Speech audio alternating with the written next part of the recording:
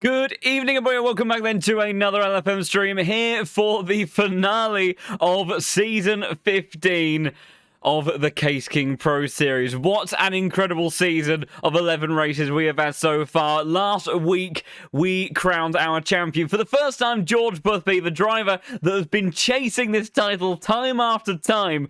I think a championship campaign stemming back all the way as far as Season 7 and contesting inside of those top three positions so regularly. But in Season 15, with that Ford Mustang that he has been wielding, it all came together, even with a round to spare, where he took his first win of the season last week.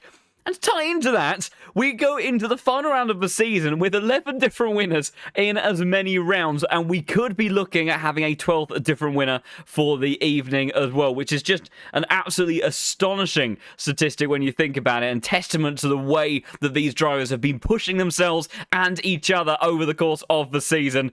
It is going to be a blinder, and of course, as places to host such a wonderful final round of the season, we are out at Mount Panorama Bathurst race circuit, as kindly decorated over the course of the countryside there.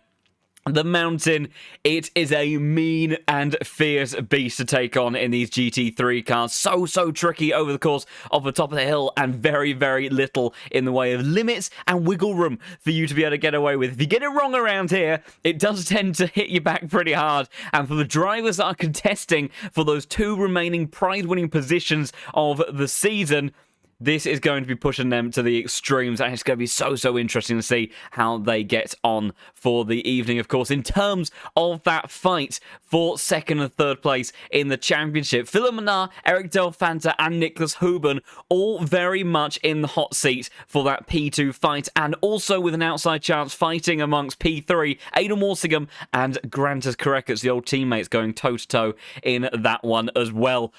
It's going to be absolutely stellar, I have no doubt, and surely a really interesting one as well in terms of where we find ourselves with BOP for the evening. Which cars are going to be strong around here, because the dynamic in pace that these cars are going to have really does shift back between the first and third sector, very much all about straight line speed and overall grunt, and then the top sector where you have to be confident and consistent over the course of the race to really deliver there. And it'll be cars like Grantas Correcas in that Ferrari, for example, that could be remarkably strong. And we saw in the likes of Valencia that Ferrari on occasion can be pretty handy in a straight line as well. So it's going to be extremely interesting to see who comes out on top of all of those fights, and such a wonderful mix. Also, a big thank you for all the incredible support already over the course of this season and even this evening so far as well. We are just 12 followers away from 4,000 here on the English Twitch channel. What an incredible milestone. The fact that that is even remotely fathomable to be achieved this evening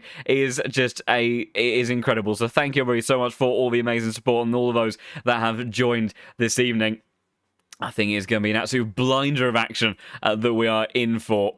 And whilst the final few moments of practice are taking place at the moment, we will be making our way over to that very shortly and seeing how these drivers are getting on and dialing themselves in. Of course, confidence going into qualifying is going to be key. You don't really want to be too far down the order by the time qualifying wraps up, because if you do find yourself in those sorts of positions, the opening lap of this race, it can be a tricky one. It may not even be ultimately your fault or mistake if things go wrong, but it doesn't mean to say that you won't end up paying the price of the consequences. So needing to get that good one lap together in that 15-minute qualifying session is going to be so important for these guys on track tonight. And then, like I say, race, it's maybe not so much one for track limits you need to be concerned about, because there's not really much in the way that you can cut around here. It's mostly surrounded by either gravel traps or barriers. It's a proper hardcore circuit here at Bathurst. But certainly in terms of making contact with the wall, things like that, it is certainly one that's going to have the drivers absolutely on the edge of their seat throughout. I'm sure we're going to have us on the edge of our seats as well. So often the Pro Series has delivered that incredible non-stop action from start to finish. And to add to the fun for this evening, of course, also have that little extra bonus over the fact that it is a 90-minute race for the evening, which just means that some of those other factors around consistency, tyre wear management, strategy, over the course of those, it just adds those extra little elements that we know and love.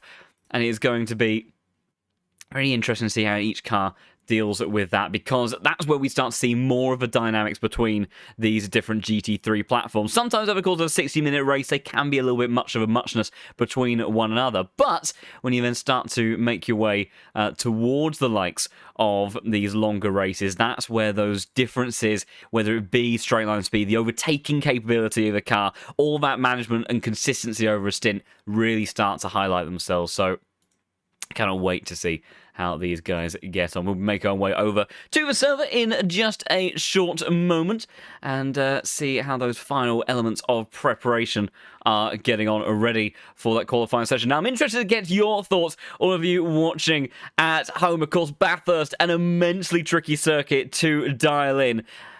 Who do we think is going to be at the top of the timing sheet by the end of this qualifying session? Because it is all about commitment around here and the ability to deliver it in that one moment when it really does count. And there are some drivers that have got a lot on the line for the evening that they are going to be gunning for tonight. And I'm sure that'll be bringing the best out of one another. We had our only first repeat pole sitter last week, where, of course, George Boothby rose to the top step, both at the end of qualifying and at the end of the race as well. But once again was a demonstrator of just how close it has been between everybody for this season. So whether or not George Boothby will be our only repeat pole sitter by the time that we finish and wrap up this evening and season 15, we will have to wait and see. As just making our way across in just a moment, and we can see exactly how our drivers are getting on in terms of their final elements of preparation. And here we go. So we take to the hillsides of Australia as the practice session comes to an end. And at the top of the timing sheet, we have Eric Del Fanta. Now, of course, he is very much in those contesting positions for those top three. The likes of Aidan Walsingham amongst there as well. So good confidence for him. But these final elements of practice, as we always have to remember, aren't always necessarily the exact best indicator of where our drivers are going to sit when it comes to the end of our qualifying session, because they may be dialing in their race setup, and they may have gone out on slightly higher fuel load, kind of building up the confidence around the circuit, or it may have all been laid down on the line straight away. Qualifying now underway, and then everybody's starting to peel out of pit lane. Some beautiful liveried cars for the evening once again, and it'll be really interesting to see who is going to take to the hillside first. And I have a feeling almost was our new crowned champion of the Pro Series, George Boothby, but he has been slightly pipped to the first car out on track by this man, Grant Crackers, who, after a fantastic turn of form in recent races, that brilliant win at Ricardo Tormo not too long ago, as he gets a big slide up and through the top of the hill. He is going to be the first one out on track, and that's Mustang of George Boothby menacingly hunting him down all the way along. It'd be an interesting onboard to see the difference in a straight line between those two cars. I think that Mustang is going to be pretty mighty on the way up and down the hill. I'm sure Philip Minnaar, in terms of his campaign for the evening, trying to take that P2 spot. Of course, also still chasing his first win that he's come so close to managing to achieving on multiple occasions now. Hasn't quite come together for the South African driver, but maybe Mount Panorama is the track where he will be able to do so. There's a fantastic toe-to-toe fight between himself and George Boothby all the way to the end of last week's race. And I'm sure that will have motivated Philip more so than ever to contest for it once again. But as now they absolutely fly down through the chase. Such a fantastic circuit. So much undulation. Such a unique track. There's not many circuits that we go to in the World GT3 racing where there is just no other like it. Of course, the Nordschleife is definitely one of them, but Mount Panorama is certainly the other. Grant Kirkers then is going to be taking us for a lap of this fantastic track down the main straight, then in towards Hell Corner for the first time in qualifying. Down a couple of gears.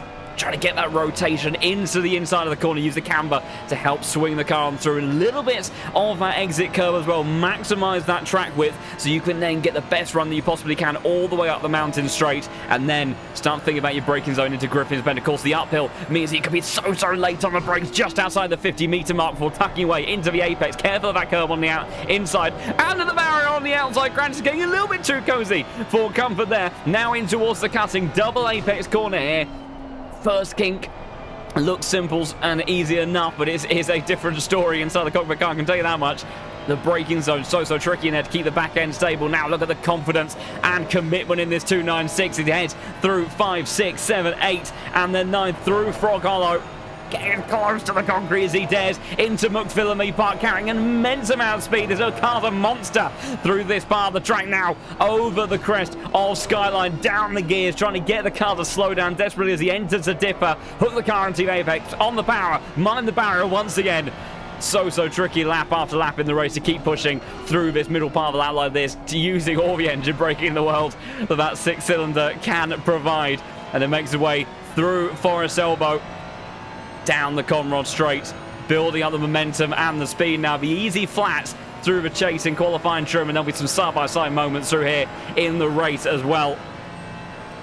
Using a little bit of that extra track width on the left-hand side, opening up the corner and then just straighten up the braking zone. 100-meter mark, tucking himself into the apex once again, neat and tidy through there. It's been a good lap so far from Caracas, other than that mistake on the exit of turn 2. And then Murray's corner, 75 meters. Down the gears, get the car tucked in on the power as early as you can, carry it towards the line, and it will be a 1:59, already sub 2 minutes from the Ferrari. But George Boothby immediately goes to the top of the timing sheets, although displaced by half a second by Philip Menard, and then Jack Alexander, the Scotsman, returning to the series once again. How quick he has been time and time again. Hasn't always been able to hook it together in the race, but only 0.003 of a second separating him right now and Philip Menard in the number 6 car.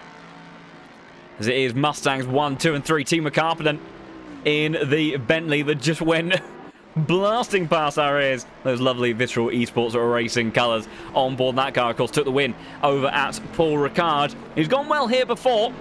Of course, a race winner here in the Lamborghini a few seasons ago, contested for the win in this car as well multiple times over the course of this season, so there's nothing to say that he is not within a chance of pole position, maybe a race win once again.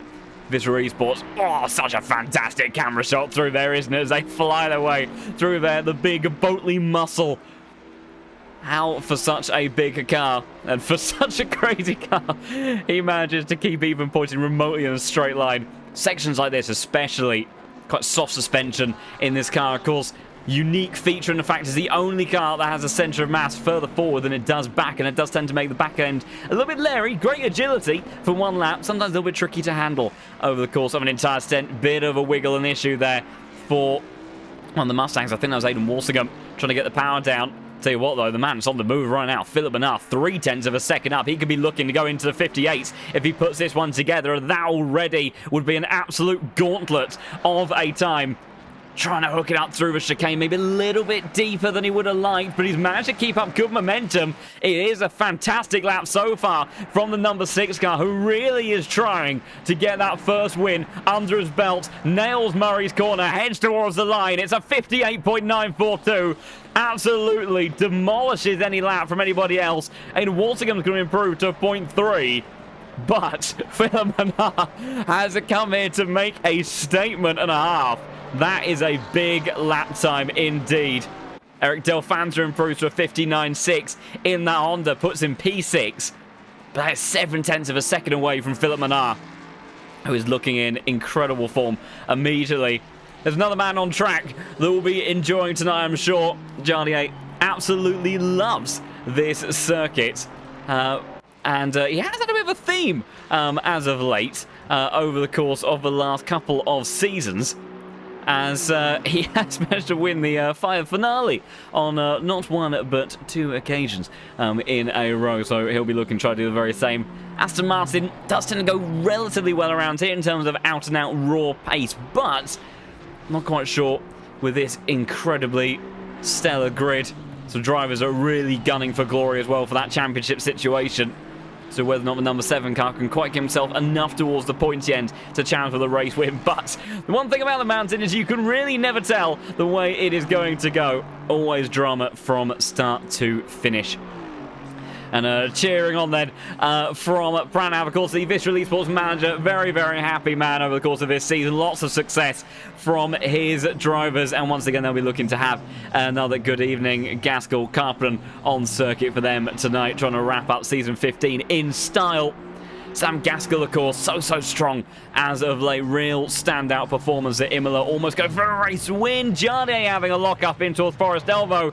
And that is as quickly as it can turn here at Bathurst. Big lap on the way from Grant Karekas. Of course, important for him in terms of P3 and that challenge in the standings. Puts him up to provisional P2, but it's still 0.3 of a second away from Philip Menard. It's a big lap time from South Africa. Timo Carpenter, a big improvement as well towards the top 5. He should go, not quite. A couple hundredths away from the newly crowned champion, 59.4. Of course, with this qualifying session, it's a pretty long lap around here. They don't tend to have as many opportunities as some of these drivers are used to. Marco Bischoff improves up to a 0.6, gets himself firmly inside the top 10. Good stuff from the two-time Pro Series champion.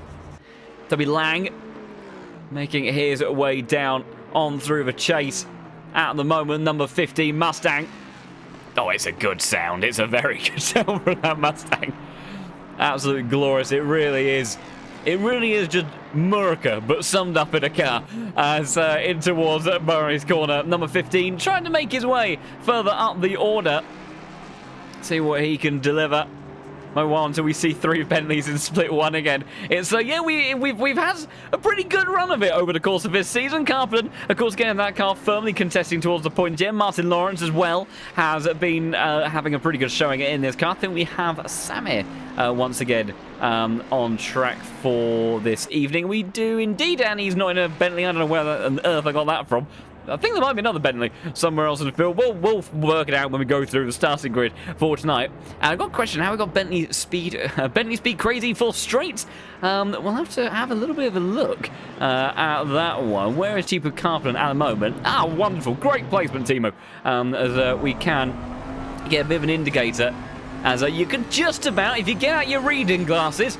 And really press your nose up against your monitor, your phone, whatever it is you're looking at. You can just about see the speedo on that Bentley as he thunders his way along. Of course, not quite representative of all of these guys trying to warm up their tyres and get a bit of a shift on as well.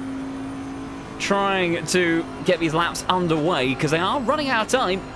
Of course, if they want to bail out of a lap, you know, if you may get halfway around the lap like that, oh, there goes Nicholas Hoban, Stephen Carpenter, getting those rear tyres nicely cooked at the rear of the Bentley. But, of course, that is sometimes the trouble with that car. Yeah, now you're starting to get an insight into the world of, who was that in the 296 that came barreling on down on the grass? Carpenter's now come to a complete stop, trying to let everyone by.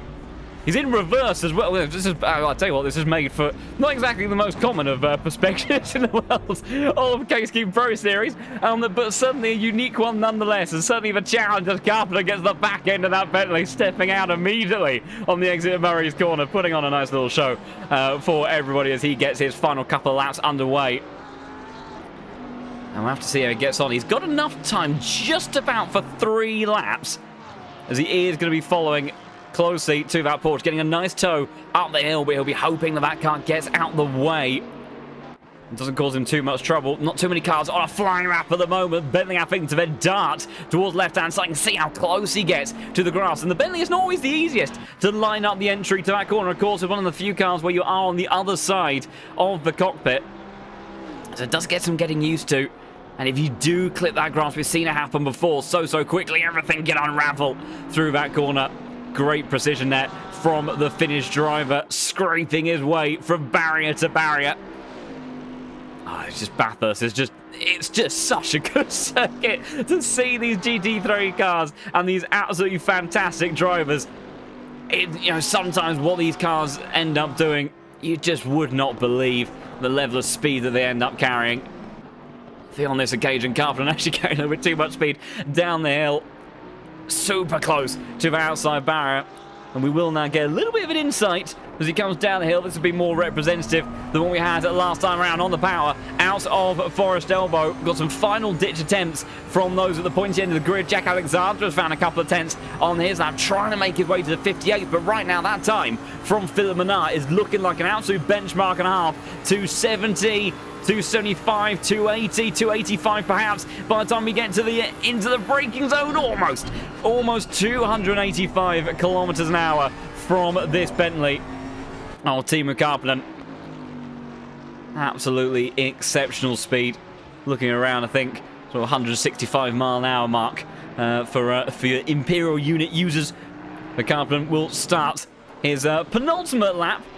Jack Alexander, as we saw one of the other Mustangs and Veloce cars having a bit of a leery moment at Forest Elbow. Alexander's a little bit back and forth on his Delta at the moment. Nardazinski has had a moment on his final lap, as has Marcus Fox as well in the number 29 car. So those cars have already gone back to the pit, so no further improvements from them.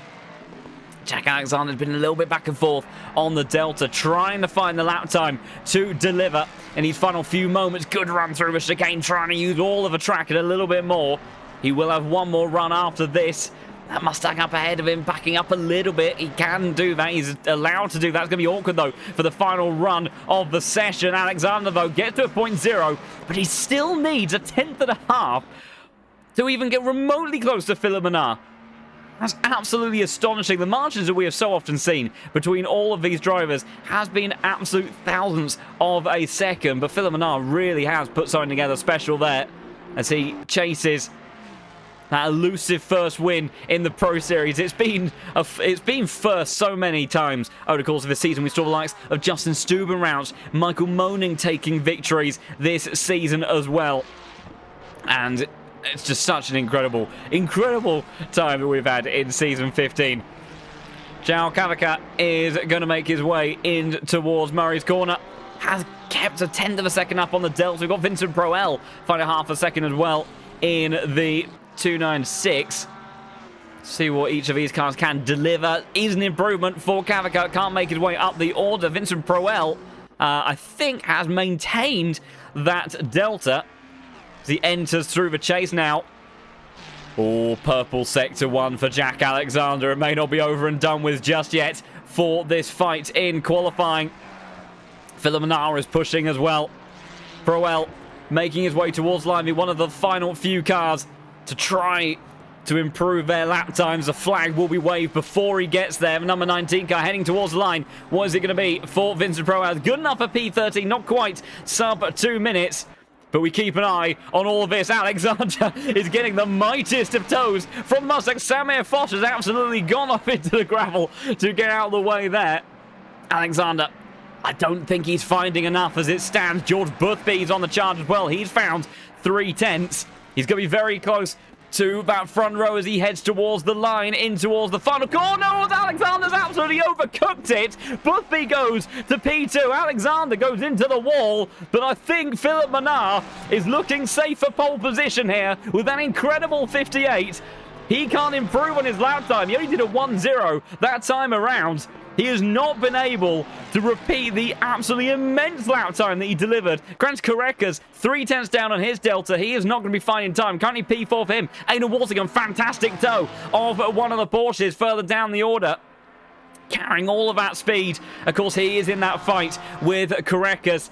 He needs to find a tenth and a half to displace that Ferrari. And as of right now, with the help of that Porsche, he is, but it's a little bit of a poor exit out of the chicane of 22 in towards Murray's Corner. It's going to be all about how much confidence, how neat and tidy can it be. He squares it up beautifully. It should be enough. It is enough to get himself up into P4. Timo Karppinen in the Bentley, the Visceral Esports car, coming in towards turn 21 now, hard on the brakes. Eric Del Fanta as well, marginal on the Delta. Daunting task for him. Also, where on earth is Nicholas Huben in all of this? Where is Nicholas Huben? I'm not even. Is he even in the field? For we're seeing him, I'm not actually sure. Timo Karppinen heads across the line. They all get it stopped. Won't be any higher than P6 for the Bentley driver. A couple more cars make their way to the line, and that is qualifying over and done with. And Philip Menard He set that benchmark early on, and he didn't even get within a tenth and a half himself. And that's what this place can sometimes do. When you really put it all together, it is sometimes absolutely terrifying the amount of lap time that you can unlock. I mean, if this place wasn't terrifying enough, as is. But an exceptional lap there from Philipp Mannar. He's put it on pole time and time before. But to do it here out the mountain is something special, and by that sort of margin as well, when you're trying to cement P2 in the championship, putting himself on pole position in the same way that George Boothby took himself to championship victory last week. Of course, he will be joined by George Boothby, the current champion, on the front row to start this race, but inside of that top 4 set of cars, other than George Boothby, we don't have a single other car that's taken victory so far this season. So keeping up the record of having 12 different winners in as many races, it's looking possible, but George Boothby, he'll want to end this season on a high. He signed off the championship win very nicely, but he'll want a little bit more from all of that. So incredible stuff from these guys. We will look to make our way through the grid in just a second. And a big thank you to those that have followed over the course of that qualifying session. If you are looking forward to how this next 90 minutes of action is going to play out, do give the channel a follow. The Case King Pro Series delivers some of the very best GT3 action that you will find in sim racing. Some mega drivers, mega prizes, and so much to look forward to for the seasons ahead as well. So as we are just 10 followers away now from 4,000. Philipp Mannar then gets himself on pole position ahead of the reigning champion of George Boothby, of course, for now season 15. Jack Alexander, he'll be a little bit disappointed with that. Showed some great pace in the early part of qualifying, overcooked it in the final corner, could have maybe been on the front row. He'll be joined on the second row of the grid, though, with Aidan Walsingham, and it'll be Grant Kurekas, next nearest rival to Aidan in that fight for P3 in the standings. Timo Karppinen, the boat lead that won out at Paul Ricard, starting in P6. He'll be seeing if he can climb his way up the order for the evening. Eric Del Fanta in P7 in the number 8 Honda. Marco Bischoff, good qualifying from him. He'll be pretty happy with that one, I think, as it's been a little bit of a topsy-turvy time for the two-time champion, but he's joined in good company with Noah Reader, his teammate, of course, over at Team Nitro. Rounding out the top 10 will be recent impressor Sam Gaskell in the Lamborghini, the number 5 car. Once again, a very strong showing from him in a car that isn't typically always at the pointy end of the grid. Toby Lang in P11 will be joined by Michael Frey in the Porsche Swiss driver, making up the 6th row of the field. And there'll be Sasha Vassner in the Aston Martin. I think the one Aston Martin from that team for the evening. And so I don't actually think Nicholas Huben is in the grid, unless we're going to find him further down. I don't believe he is actually here, and that is almost him, certainly. Well, it would be guaranteeing him out of P2 in the championship. I'm not confident it doesn't guarantee him out of P3, but certainly P2. So interesting stuff there. Martin Lawrence, Soldatov, Vincent Broel, and then Samir Foch see our way down to P17 in the field. And then rounding out a top 20 will be the likes of Alex Knudsen, that livery that we saw for the first time last week. Number 23 car, the gnashing jaws of the Shark on the front of that Mustang. Johannes Brace in the next of the Porsches. He starts in 19th position. And then João Cavaca, the Portuguese driver, starting in the 25 car, down in P20. Jardier down in 21st position, if he is looking to continue that streak of making it 3 finale season wins in a row. He's got a bit of work to do, but who knows, anything is possible. Often one of the biggest movers on the grid, so if anyone can make it happen, he very could well deliver that. Narzinski in 22nd position in the end, with Vladislav Spirin and Imran Asa in the number 28 car. They make up 12th row of the grid. Josef Kufel, number 18 car, the Motorsports Factory team in that Porsche, lining himself up with a couple of other Porsches. We've got a few more of them present for the evening, as Lawrence Van Rossum starts in 26th position. Nicholas Davis in the number 38 car starts in 27th place. And then we have Mattis Belscheid in the number 27 car, the Limitless Speed Drivers Machine. Lines up just in front of Bruno Fantozzi in the number 32 machine. Nicely liveried car on board that one. David Tepper, that was the Ferrari that we saw having a complete moment and a half on the way into Murray, trying to negotiate the traffic. Marcus Fox in that very nicely Monster Energy inspired number 29 Aston Martin.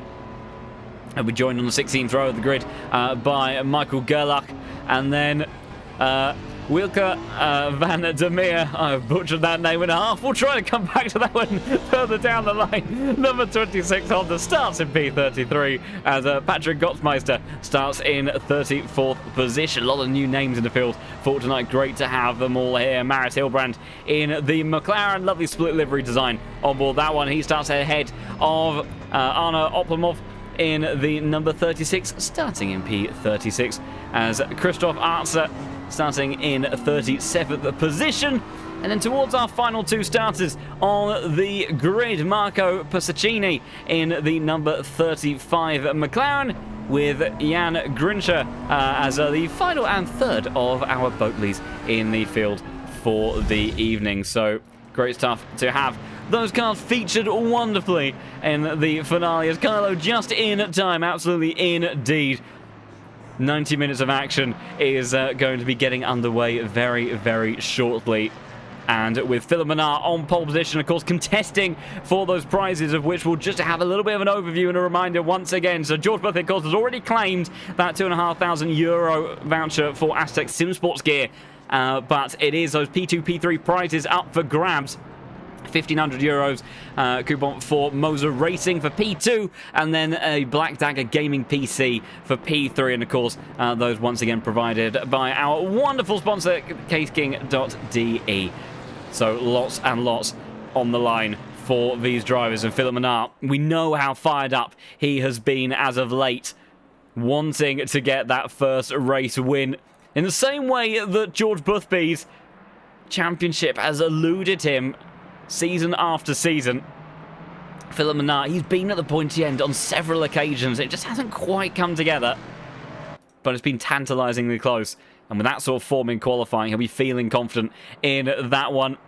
Big thank you for the kind words in the chat, and a warm welcome to everybody as we're shortly going to be getting underway. Just 8 followers away now from 4,000. It'd be amazing if we could wrap up the season after hitting that milestone. What a fantastic season it has been for so many different reasons. And Carlo, our wonderful resident statistician in the chat, was below with his pizza and had to watch a video about mineral water versus tap water.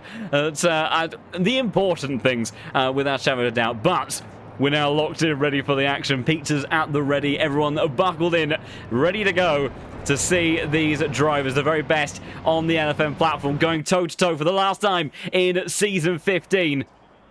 Who will end up coming out on top? And will it be a 12th different winner in as many races? Philip Menard will certainly be hoping so from his perspective.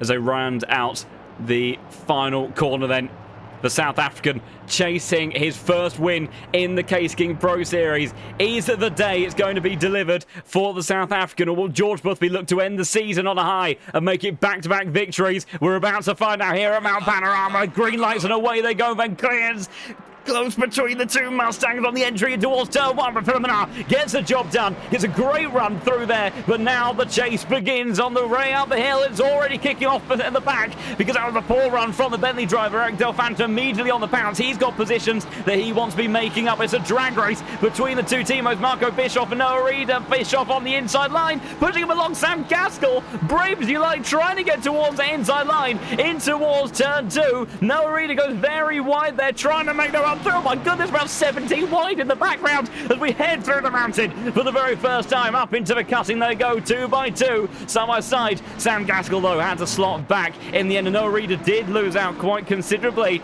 as these drivers further down the order. Johannes Brace and João Cavaca side by side. The Porsche almost into the concrete, manages to just about to get the job done as they fly through the likes of McPhillamys for the first time. Look at these camera shots through here. Absolutely beautiful stuff for Philip Menard, breaking away the front of the field, half a second clear of George Boothby, already capitalising on some of those shenanigans just behind and getting himself underway. 0.7 of a second the gap. He is not hanging around as they fly through a dipper. There was Jardier getting himself tucked into the concrete, carrying good momentum. And now the run towards the chase for the first time. Begins to see some of these guys at the point of the grid. Mustangs locking out the first 4 positions. Grant Karekas underneath the rear wing of Aidan Walsingham. These two are fighting for potential P3 in the championship, with Nicholas Hooper especially out of the picture as well, managing to give them just that extra bit of a chance to McCarpenter. Oh, he looked like he was going to have a go. Eric Delfanta there. Bentley, seemingly good straight line speed for him. Martin Lawrence overcooking it on the run in towards 21. Just a little bit. Sasha Vasta will have a wonderful view. Not if I go that way. She tries to go towards the inside line into Murray's corner. Defensive from the Bentley. Oh my goodness. It's so close between the pair, but we've merged into the door of the Bentley. Power to the floor from both drivers. They head in towards turn 1, trying to still hang it around the outside with Sasha Vastner, but that wide rear diffuser of the Bentley manages to keep him behind for the time being. And look at in the rear view mirror, Konstantin Soldatov. Oh my goodness, this Mustang's an absolute powerhouse. Will stay on board with his shots. He's charging his way up through the outside line. Can he get the job done before turn 2? He does. Incredible stuff there. Although Vastner's trying to keep him really honest, he does fight it back. And he does get the position back with it. Now it's Toby Lang trying to capitalize on there. Soldatov thought he had it done. Now going to have to go defensive on the inside line in towards the cutting. He manages to keep back the charge from the Mustang. That was Jardier in the background there, sending it up the inside of Garriga. And now locked under the rear wing of Johannes Breit. Fantastic shots here as they climb the mountain once again. I could never get tired of that camera angle. We'll go on board with the number 7 car clattering the wall. He's got to be careful with that. He might not do too much harm for first extent, as because side-on contact is pretty easy to deal with. Or is a little bit nervous up ahead. Bit of an awkward moment for Vincent Proel as they were heading through the dipper for the second time. Philip Menard has really broken away. Jardier, I thought he was going to launch an attack down the inside there, but it's Walsingham and Karekas battling somewhat for that P4 position. Carpenter not quite able to get close enough to Eric Delfanta. Although I think in actual fact he's got a mighty run through a chase. He has. That Bentley is a weapon in a straight line down the inside. He will look to go. And also welcome to the party, Marco Bischoff. He's a 2-time Pro Series champion for a reason. It's not been the easiest of seasons for him, but he's trying to get involved in this fight and show exactly why he was able to win those 2 titles around the outside. He looks to go, but Carpenter keeping him honest. Delfanta trying to break away in the chaos as these two look to stay side by side into the next couple of corners. Carpenter deep on the brakes, uses that camera on the inside line, holds the position and holds on to P7. But Delfanta does look like he is struggling somewhat in a straight line. And the speed of this Mustang and the Bentley is mighty. That Mustang just so good. Up the hill they look to climb once again as they fly on through. Sam Gaskell also applying the pressure. Michael Frey's had a great start. 3 positions gained from the Porsche driver. So the Swiss delivering when he needed to.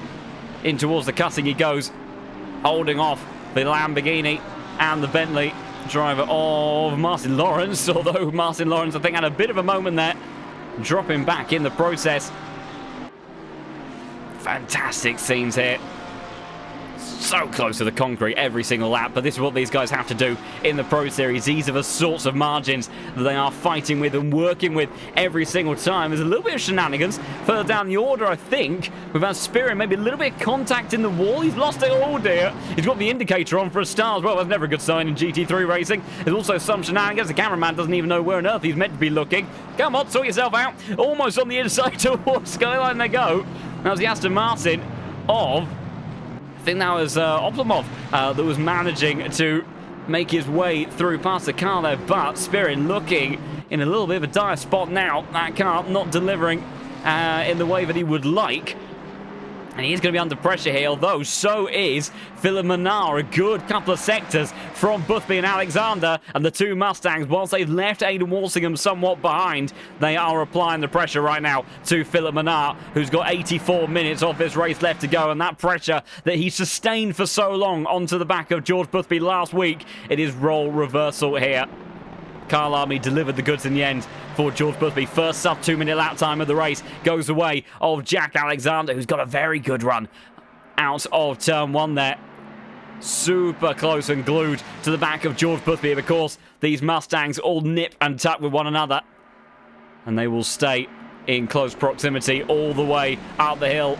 Through turn 2 they go. A little bit of a mid-corner application of the brake there from the car sitting in P3. That's just him making adjustments, trying to adapt to the positioning of those cars around him.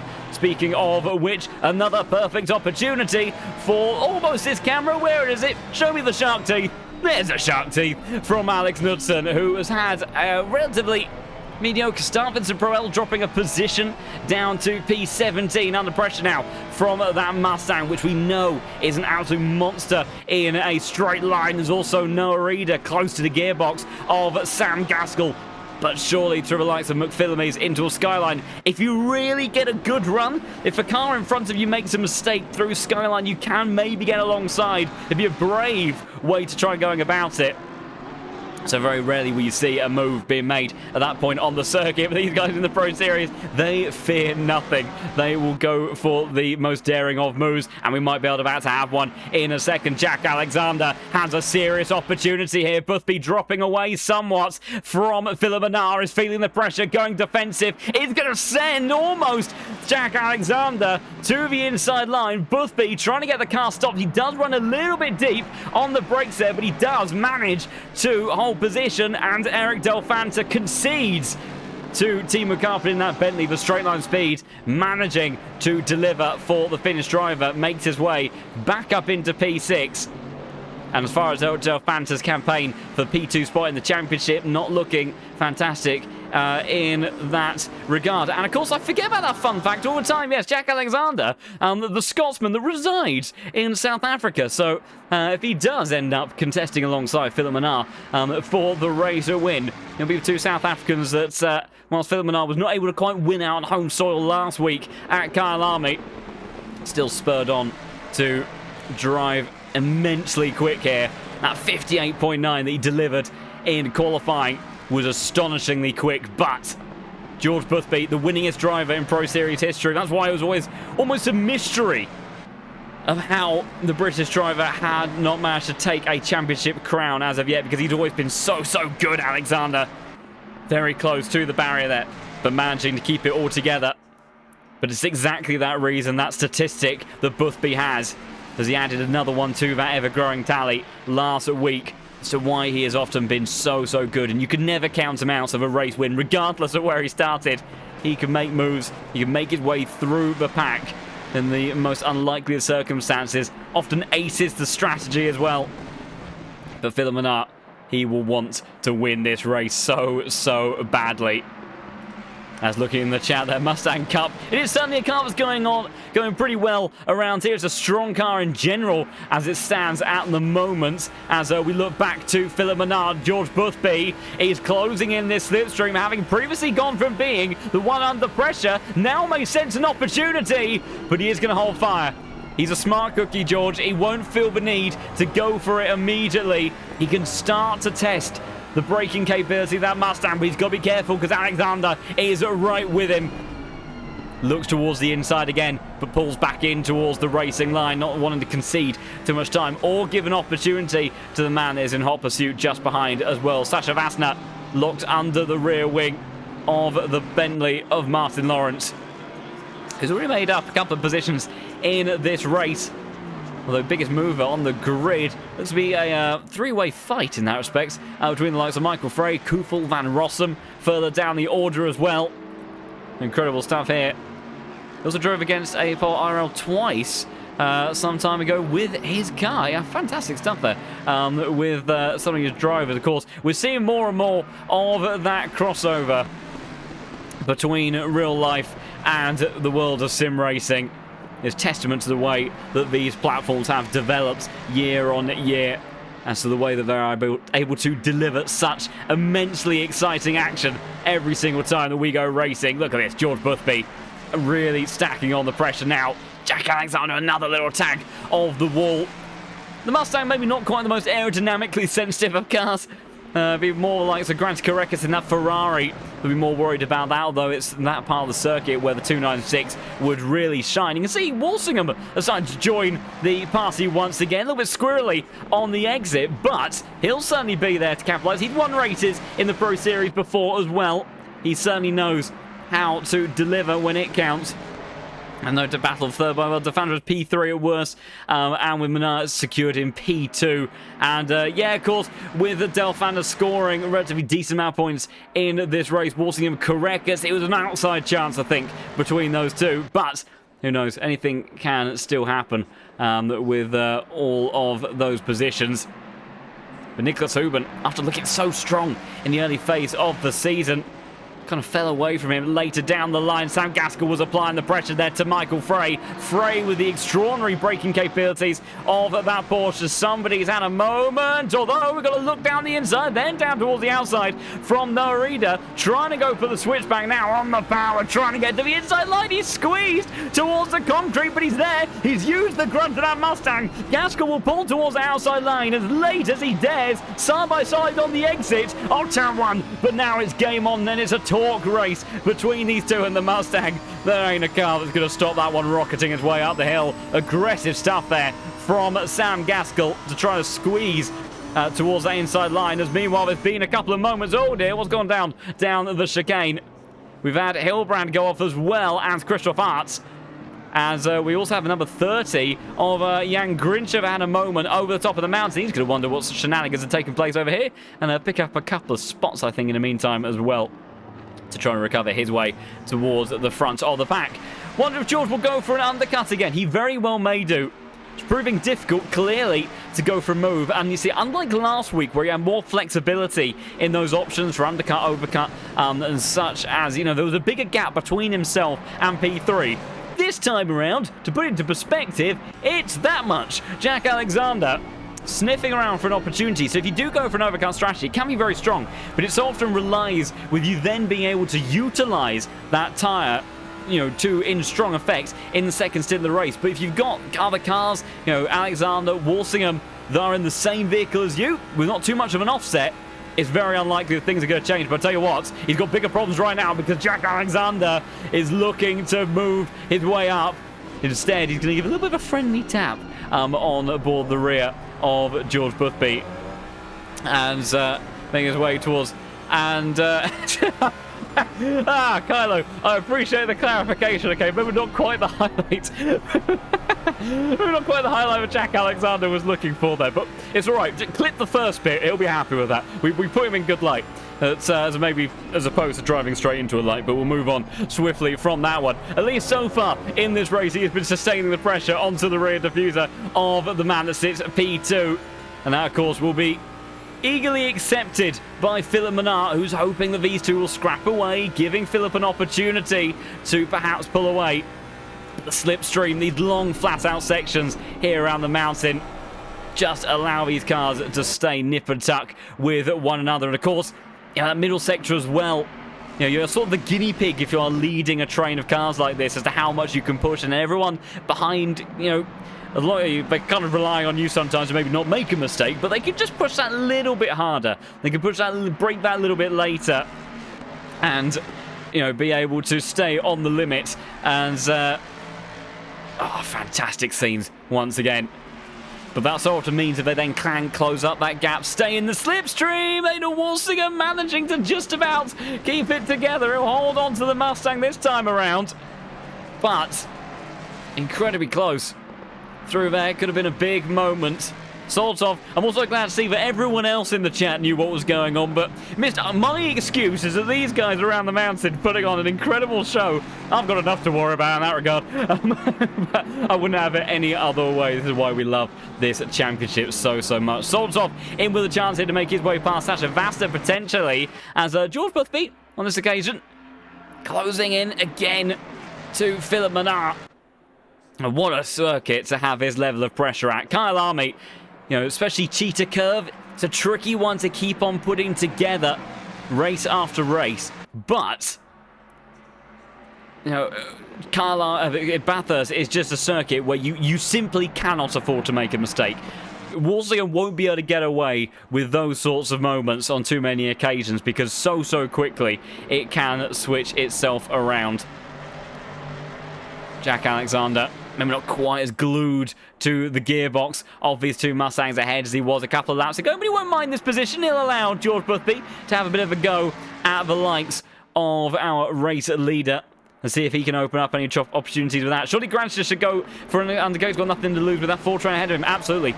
Grantchester Rekas, undercut territory for him is probably his best bet because realistically, overcuts, even if he has a tyre advantage, he can't really use it because he'll be strong in the middle sector, won't be able to make his way through, and then straight line speed, he won't have anything to work with against these 4 cars. So, yeah, he would need a very big undercut, otherwise he is good. I think in this scenario, Grant says, if he is realistically going to move his way forward, he needs an aggressive undercut, and he needs these 4 Mustangs to slow each other down in their process of trying to close their way back towards him. Maybe in that scenario, it all works out hunky-dory for the Lithuanian driver, but anything other than that, I think he ends up in the same position strategically. So it'll be interesting to see how he goes about playing that card. Of course, with these longer race distances, those elements of tyre wear and the effects of the undercut and overcut can have become that ever more significant. So it really adds an interesting little dynamic for this race. We are just 4 followers away from that 4,000 follower milestone. It'd be incredible if we could hit that by the end of today's stream. Thank you so much, everybody that has followed so far over the course of the evening. Your support is so very much appreciated. And coming into the weeks ahead, where the Pro Series, of course, will be back bigger than ever. There's so much to look forward to here on the channel. So if you do want to stay in tune with all the action that Low Fuel Motorsport has to offer and bring, then do consider giving the channel a follow. Our top 3, even top 4, nip and tuck between one another. So close. I mean, the differences in lap times here, about 0.06 of a second across a 2-minute plus lap time for the most part of these race stints. And to give an idea, we've got other cars in the top split of this race delivering, 202s, mid 202s. These guys solid 2 seconds a lap clear of those sorts of margins. Meanwhile, Vincent Proel and Alex Knudsen going side by side. And look who's joined the party here as Jardier is going to... Oh, this is familiar sight to me. Jardier, if he may remember from a race not too long ago on ACC, we shared similar pathways on the run-up past cars here at the mountain. He's certainly doing the same sorts of favours once again alongside Alex Knudsen, having that Mustang blast its way past the likes of Vincent Proel and saying thank you very much for taking a position as well at the same time. He is up in a P19 looking for some other opportunities though. Meanwhile, Michael Frey has had a bit of a moment and Sam Gaskell is trying to go around the outside here. Surely not. Michael Frey, this is a big commitment moment. They're just about going to stay clear of the wall. But Michael Frey is not a good run for him. Sam Gaskell is looking super racy this evening. And Carpenter's off. Carpenter is off into the wall. He has held the brakes and he is off the racing line. But Carpenter has fallen victim to the mountain. And unfortunately for Visceral Esports, whilst one car is firmly still in the mix and in the action of Sam Gaskell, the Mr. Carpet has come unstuck in the Boatley. And it won't be another Boatley victory for Season 15. An absolute despair in the chat from everybody there.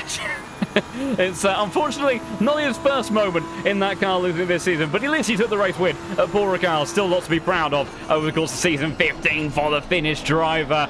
As meanwhile, Sam Gaskell super late on the brakes. Of course, Michael Frey in this Porsche, straight line speed very much not going to be his friend, although surviving better than I would have thought. And there's also Martin Lawrence in that Bentley as well, who has a good opportunity now to make his way up in towards the top 10. See what these guys can deliver. Few fantastic tussles up and down the order. We've got another one here for P28. So good to see. It doesn't matter where in the field you are, you can have brilliant racing. That's Nardazinski versus Azar then. Mustang versus BMW. And now towards Murray's Corner they go. No opportunity there for the Beamer on this occasion. We go back towards Sam Gaskell. He had an opportunity last time around to make the move up here, but couldn't quite make it stick. Does he figure he does? He sends it up the inside. That's brave. It was too brave. Contact He won't be happy about that one, but it doesn't matter. They have to go full focus, because now it's role reversal of who's on the inside, who's on the outside. But Gaskell's going to back out of that one. He doesn't want to fancy that again. And Martin Lawrence now on hot pursuit of that Lamborghini. The stewards will be having a look at some of this, I am sure. We've also got Jack Alexander very close as well. Sasha Vassner glued to the rear of the Boatley. And amongst all of this action, you beautiful, wonderful people, you've done it. 4,000 followers here on the English Twitch channel. Thank you, everybody, so much. It's an absolutely immense achievement here. Something I would not have thought possible 12 races ago, but you guys have absolutely smashed it. But doesn't matter. We have got 68 minutes of incredible racing to get stuck into. We can't get distracted from that, but my heart goes to all of you. Thank you so much for all the amazing support. Vassner then, with these opportunities opened up, looking to try to see if he can make his way past the Boatley. Not enough at straight line speed advantage. I do not think. Sam Gaskell was also looking for an opportunity in towards the chicane. Can't make it stick, but it's an awkward line from Michael Frey, who seems to be struggling here. He also cannot quite find which way he wants to go on the exit of turn 22 in towards Murray's corner. They look to go. But Sam Gaskell still applying the pressure here. Big kick of oversteer on the exit in the Lamborghini. But fantastic racing here between everybody. Thank you also as well for the kind words in the chat as Nightbot in true form as we hit 4,000 followers, striking down on all sorts of forms of happiness in the chat. We wouldn't have it any other way with Nightbot. He tries his best, but he is a wonderful welcome resident addition here at the LFM Twitch channel. Soltsov trying to make a move down the inside. Couldn't quite find the opportunity there towards Sasha Vassner. The top four very close once again. Disaster on track for some drivers and also disasters at home. Kylo's Pizza has run out and we have 66 minutes of action remaining. As there's a little bit of a swap further down the order. Jardier once again tactically managing to make his way on by. I think he got the job done down at the cutting. Alex Knudsen trying to see.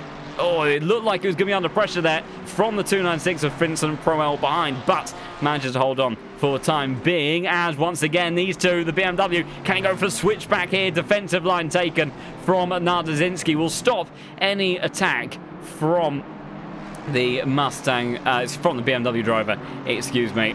As we look back towards our top three, 0.7 of a second cover, these three cars. Fantastic. The fact that last week, there's a big moments further down. Nicholas Davis in the Porsche has crashed on the mountain. And the comment of surprisingly clean, unfortunately, came at a rather ill time and opportunity for number 38. Car had a bit of a moment over through Skyline by the looks of it. They got themselves underway once again, but the mountain not taking any prisoners tonight. Look at this. Incredible trains. Kyle Army delivered with a fantastic duel between Philip Minnaar and George Boothby for the race win from start to finish last week. It's happening again between those two. But they've got Jack Alexander in the mix as well, just to really see off season 15 in style. Over an hour of racing left to go. It's absolutely tumbling by as Jack Alexander within 1/10 of a second of Boothby on the run towards turn 2. Couldn't do anything there this time around. But always applying the pressure. George Boothby left to look forwards for an opportunity as much as he is looking in his rear view mirror. Martin Lawrence as well, trying to find an opportunity past Sam Gaskell. Squabbling away here, and Michael Frey at the front of his train. It's actually quite impressive as well for the Porsche to be keeping all these cars behind, because the likes of the Lamborghinis, the Bentleys, the Aston Martins, Mustangs, they are all definitely faster in a straight line. And Michael Frey isn't exactly having the tidiest of racing lines here, as that is soldered off. Surely not. Is going to run out of opportunity and road to try to go around the outside there of the car ahead. We'll look to see if he can make his way through. Thank you for the raid in the chat as well from Polikov, one of our previous participants here in the Pro Series, do believe from a couple of seasons ago. So big thank you there to have you in the likes of the Pro Series once again. I hope you are enjoying the action at home. Flying through the dipper once again. There will be squabbles towards the chase. This is absolutely remarkable stuff here. Some of the very best in GT3 and sim racing that you can find.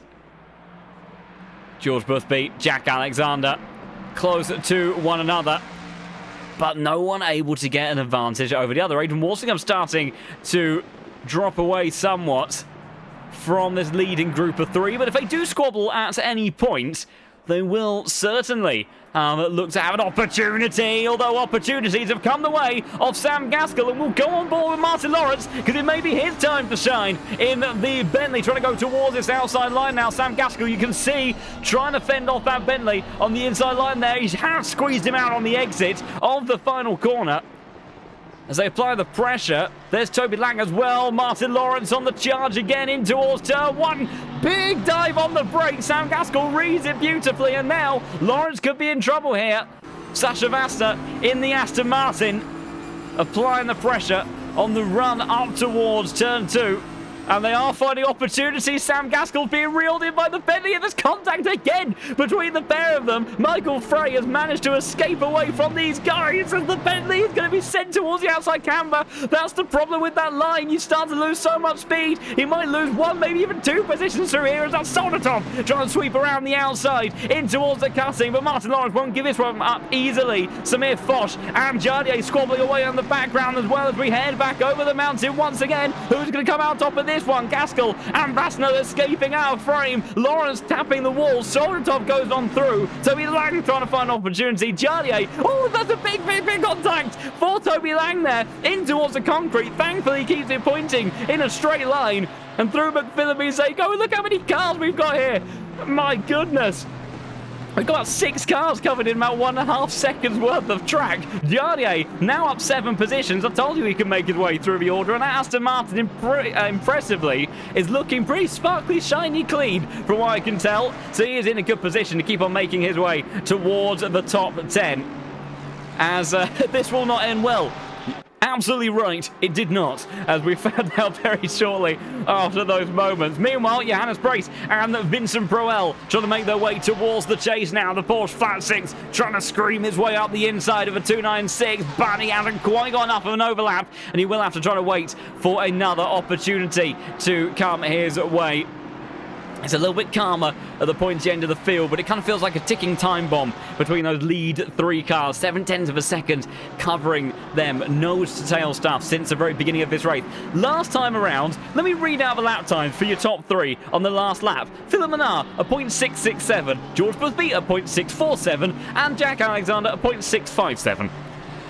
All within exactly 100th of a second of one another. Absolutely incredible stuff between these drivers. And it's so good to see. As we have got a car, Nicholas Davis into the pits. I think that'll be to repair the damage earlier on.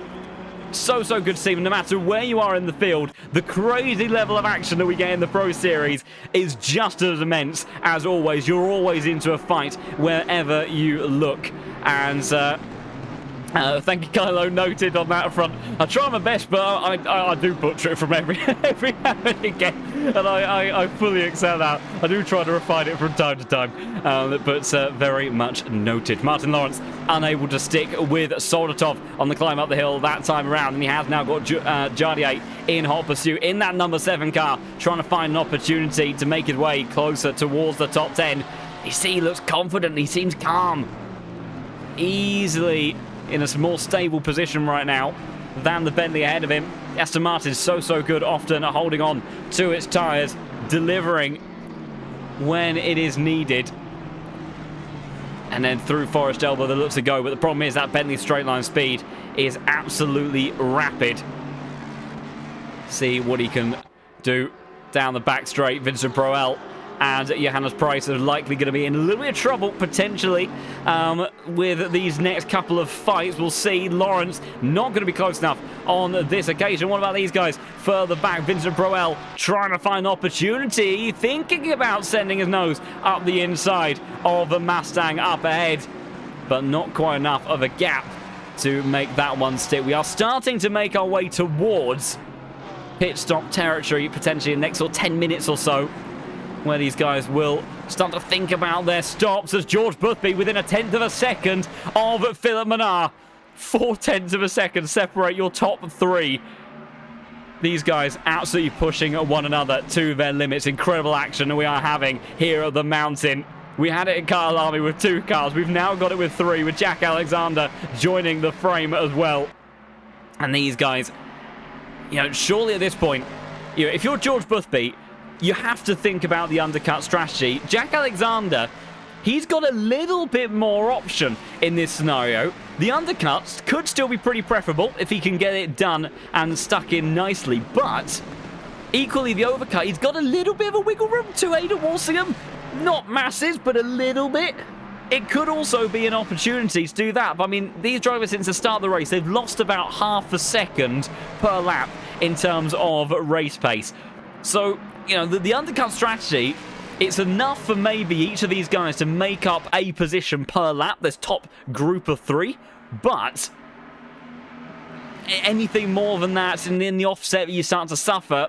It's a really tricky trade-off. Meanwhile, Mr. Carpet joining us in the chat after a little bit of an unfortunate way to wrap up Season 15. Happy chappy nonetheless, with an incredible season from himself. Paul Ricard, of course, a big highlight for him. Not rounding off the championship quite the way that he would have wanted to, but a warm welcome to him in the chat. Sitting back, enjoying the show with an hour's worth of incredible racing with the likes of Philip Menard, Jack Alexander, all amongst your champion from Season 15, George Boothby, as they bounce their way through the exit of Turn 1.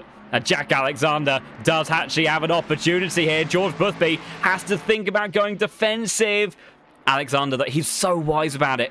Because as soon as these two go side by side, all that's going to do is lose some time. He didn't have enough of an overlap there, realistically, to get a move made on Boothby. But if they did go side by side, they're just losing time, and Philip Menard starts to run away. Little bit of contact in towards Turn 1 between Price and Proel. Proel pays the price, and then number 20 car goes up in towards 19th position.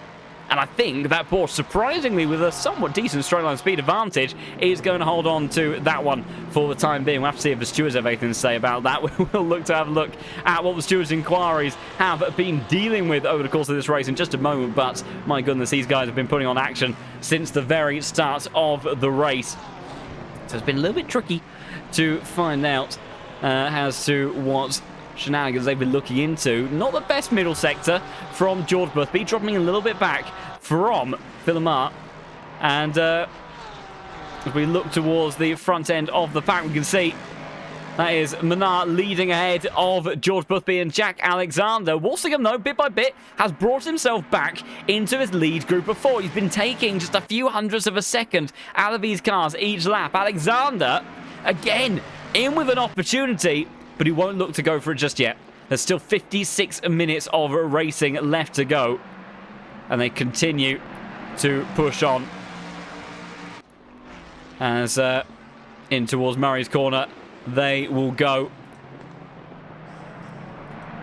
Fantastic. These 4 Mustangs have been so close. You see, Grant Correcus hasn't quite been able to hang with the pace of these guys. His raw lap time has been very good, although Aidan Walsingham absolutely monstered the last lap there. 0.4 of a second quicker than the 3 in front. Meanwhile, Proel trying to have a go at Price on the way up in towards the chicane. He'll be squeezed towards the outside curb, trying to return the favour. Not too happy, perhaps, about the contact last lap around. In towards Murray's, they will look to go.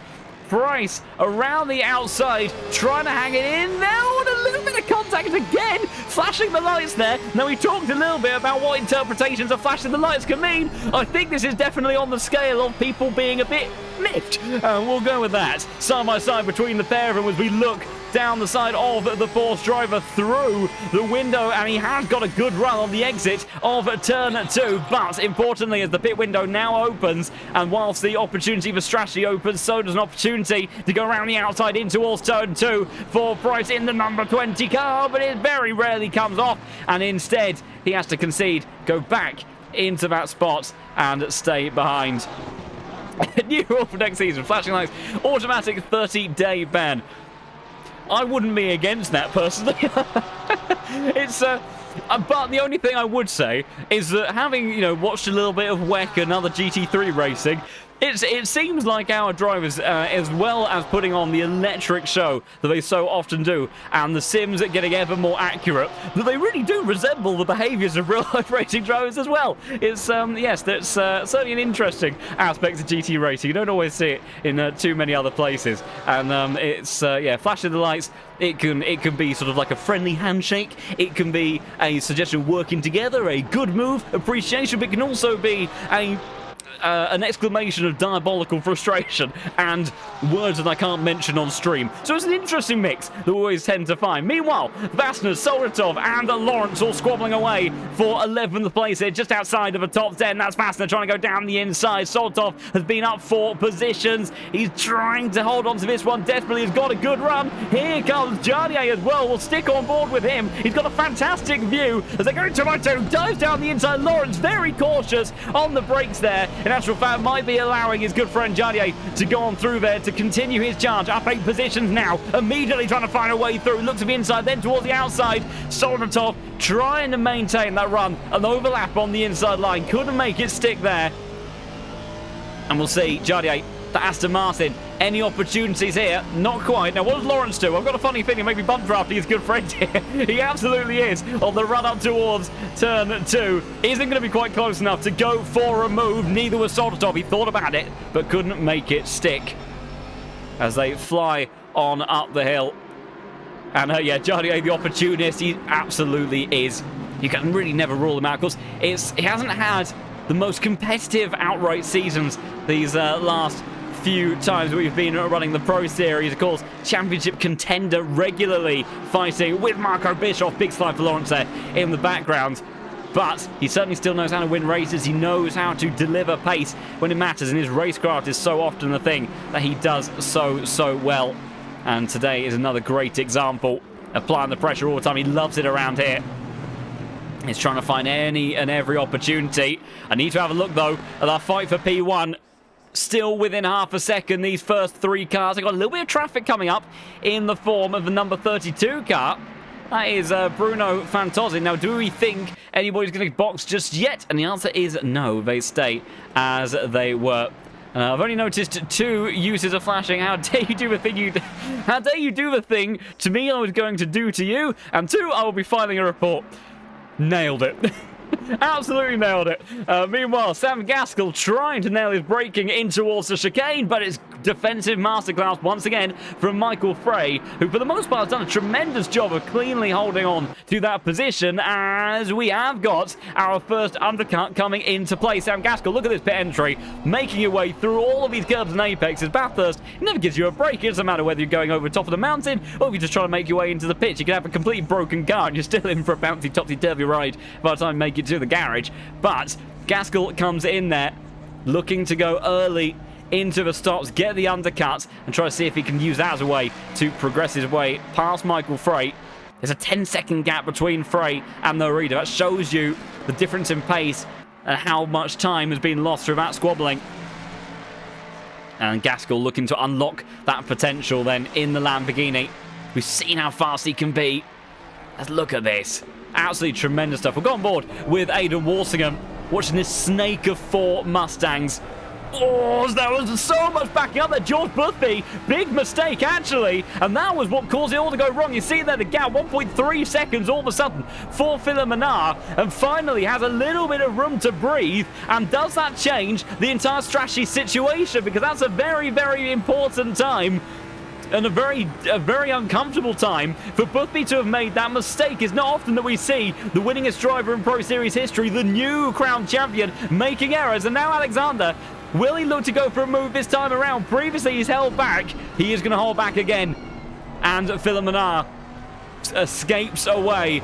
And now the opportunity, the prospect of this becoming his first race win starts to become a bit more real. But Aidan Walsingham now is going to throw a cat amongst the pigeons. Comes into the box. The Mustang bouncing his way through the apexes. That looked good on the pit entry. So much time can be won and lost if you nail your pit entry around here. But now that's the likes of where Filamenar has to think about how he wants to play this, because he doesn't want to risk staying out too long, having Walsingham close that gap, and then he's just in the same scenario. Once again, he wants to hold on to this advantage over George Boothby. As Martin Lawrence now comes into the pits.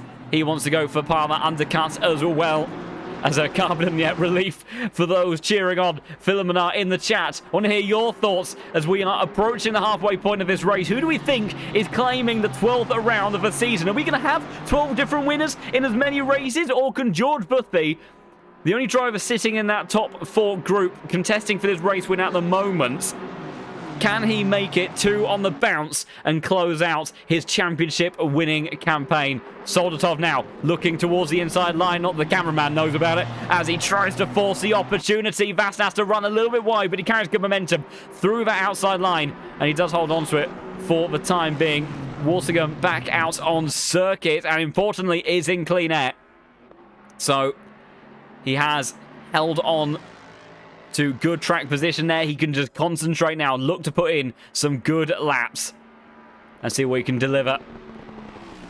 As we look back towards this fight, Soldatov, Jardier applying the pressure to the back of Sasha Vassner. And we've got some discussion in the chat. Will we see drivers risking not looking to change the tyres? You could do. I'm not sure it's the way to go. It's, I mean, there's enough risks around here, let alone that. Philomena bringing out the white flag for a moment, bringing some alarm bells to myself in the comments box, but he is seemingly okay for the time being. In actual fact, extending that margin over George Boothby. Alexander then comes into the pits, so not wanting to be undercut by Walsingham and looking to try to undercut that Mustang in front of him. So, have to see how that plays out. We'll look towards Aidan Walsingham and his progress around the mountain, and how that ends up playing out for these cars. See, fast laps here come on low fuel after 58 minutes, and doubt where is crazy. And yeah, so it's certainly an interesting point of discussion. We'll have to see. And if someone is going to risk it, quite possibly, you're in the final round of a season. For some, there may be nothing to lose in that regard. Alex Knudsen comes into the pits as well. As Jardier Soldatov still applying the pressure to Sasha Vassner, but unable to do anything about that Mustang for the time being. Philomena again, good lap from him. 2 minutes, 0.3. Now having to see if he can extend that margin any further. As flying on through the final corner, Aidan Walsingham will look to go. Whereabouts is Jack Alexander? He is still wheels on the floor. So Walsingham making his way through turn 1 there, and that Mustang has not even come out of the pits just yet. So, is that what we have seen? Looking at the pit stops, so it was a 36.9 for Jack Alexander and a 32.4 for Aidan Walsingham. Now, either Alexander has missed his pit box and caused himself some grief there, or Walsingham has potentially tried to go for a bit of a gamble here. In terms of what we're talking about. Yeah, we've got... Yeah, that was my inclination as well, that he's likely missed his pit box. And that does mean that effectively... I mean, he could bring himself back into that fight later on, because these guys are going to scrap. But certainly for the time being, especially with relevance about undercuts, what that does do is actually alleviates a bit of pressure from George Boothby. And he can now be a bit more flexible in terms of strategy. Jardier, potentially an opportunity here. Soldatov now 0.8 of a second behind the Aston Martin of Sasha Vassner, but the pace of that Mustang down the hill is just so mighty as they fly on through the chase. Soldatov gaining 0.5 second over Sasha Vassner there. Mustang, there really is no car that is quite delivering that same straight line performance. As we are not going to have too many people boxing, we do have one. Sasha Vassner comes into the pits there, not wanting to lose any time as a potential result of more pressure. And this does actually give an opportunity to Jardier to maybe make his way past the Mustang. Now losing the slipstream and the toe of the car ahead. There's, I think, somewhat been protecting him from a full-on charge and attack from the number 7 car. I don't think up the hill, though, it's really going to be an opportunity, as the torque of that Mustang is going to be more and more pivotal. But on the run down the hill, that's where it starts to become a little bit more top-end, aerodynamic, drag-based. And the Aston Martin, you see, comparably, a little bit of a smaller car. Of course, very determined in terms of drag level by what wings these guys are running. But the Aston Martin, traditionally, as a platform, you've been able to get away with running less downforce than some of these other cars. So, It is one where potentially that top end could be extremely strong if he is getting a good exit out of Forest Elbow for that one. Continuing then to fly on through just past the halfway mark of this race. We'll try to have a little bit of a gander at the stewards' inquiries. Our wonderful, beloved live stewarding team that's put in their time to invigilating all of this crazy action. We had a few penalties as oh dear, the number 22 car. Who was that? That was Václav Spirin. I wonder if that explains the rather ominous dents in the front of that Mustang. Received 3 different penalties in the space of lap 1. A 5-second penalty, a 10-second time penalty, and a warning in a difference of a few corners. So not quite what he would have wanted on that front. Meanwhile, I've got a warning for 31 as Philip Menard has come into the pits then. And that's a fairly safe but reasonable move. It's also just beyond the halfway mark of the race, so it's going to put him in a relatively decent position for the second half. Jardier then comes into pits, as does Soldatov. But George Boothby then is going for that overcut strategy. And I imagine he's been fed the message there from Walsingham that Alexander has made a bit of a mess of that undercut attempt, and he's safe in that regard. So now he's trying to get that offset in the tyres to give him the opportunity that he needs to go and attack Philip Menard in the second stint of the race. The 31 car got a warning and a 5-second time penalty. That was for Christoph Arts. Number 30 had a penalty as well. That was Jan Grincher. So I think those bits of shenanigans we saw over the mountain as well. Oh dear, that's not good for George Boothby. Although I think managing the Aston Martin and Monster Energy can't get out of the way just about in time to not lose him too much, but he has dropped half second on his laps. It's not ideal, especially if this is an in-lap. Yeah, this hasn't been ideal at all for George Boothby. He's lost a chunk of time stuck behind this traffic. So the overcut strategy still could be relatively strong, but certainly not ideal. I mean, we've got Noah Reeder versus Michael Gerlach in the number 37 car. And he will slot back in behind the Mustang. Nothing he can do against that straight line speed here. And traffic here is wonderful and absolutely, very tough for George Boothby. But it's something you have to be mindful of. You know, keeping an eye on the track map, looking at where the clear air is going to be in effect for you. And George Boothby is in. Doesn't want to lose any more time, because I think he was going to get more and more traffic as he continued around there. Grant Korekis has come in as well. So we will shortly start to get a picture of exactly where these cars sit amongst each other. Vincent Proel, the only car that hasn't come into the box so far. Number 19 Ferrari driver, P3 on track. But it is this man, Philip Menard, when the camera eventually picks him up. And you can see the time loss for Jack Alexander. Aiden Walsingham 1.3 seconds behind Philip there. That's not really any different to where he was prior to the stop. So Philip Menard going longer here. George Boothby losing time as well due to that traffic. Alexander getting it all wrong in the stop. Philip Menard may well have actually nailed this because he's in a decent spot to the end of the race as well. Boothby will make his way out of the pit lane in just a moment. Meanwhile, that's Noah Reeder trying to find an opportunity in this Mustang. It's side by side between himself and Oblomov. Excuse me, there are 3 more cars yet to pit as well. Oblomov, Gerlach and Azar are those drivers. Proel has stayed out, and George Boothby has emerged behind his teammate, Aiden Walsingham. And that is purely through undercut power, and also the loss of time suffered through those couple of laps before the stops.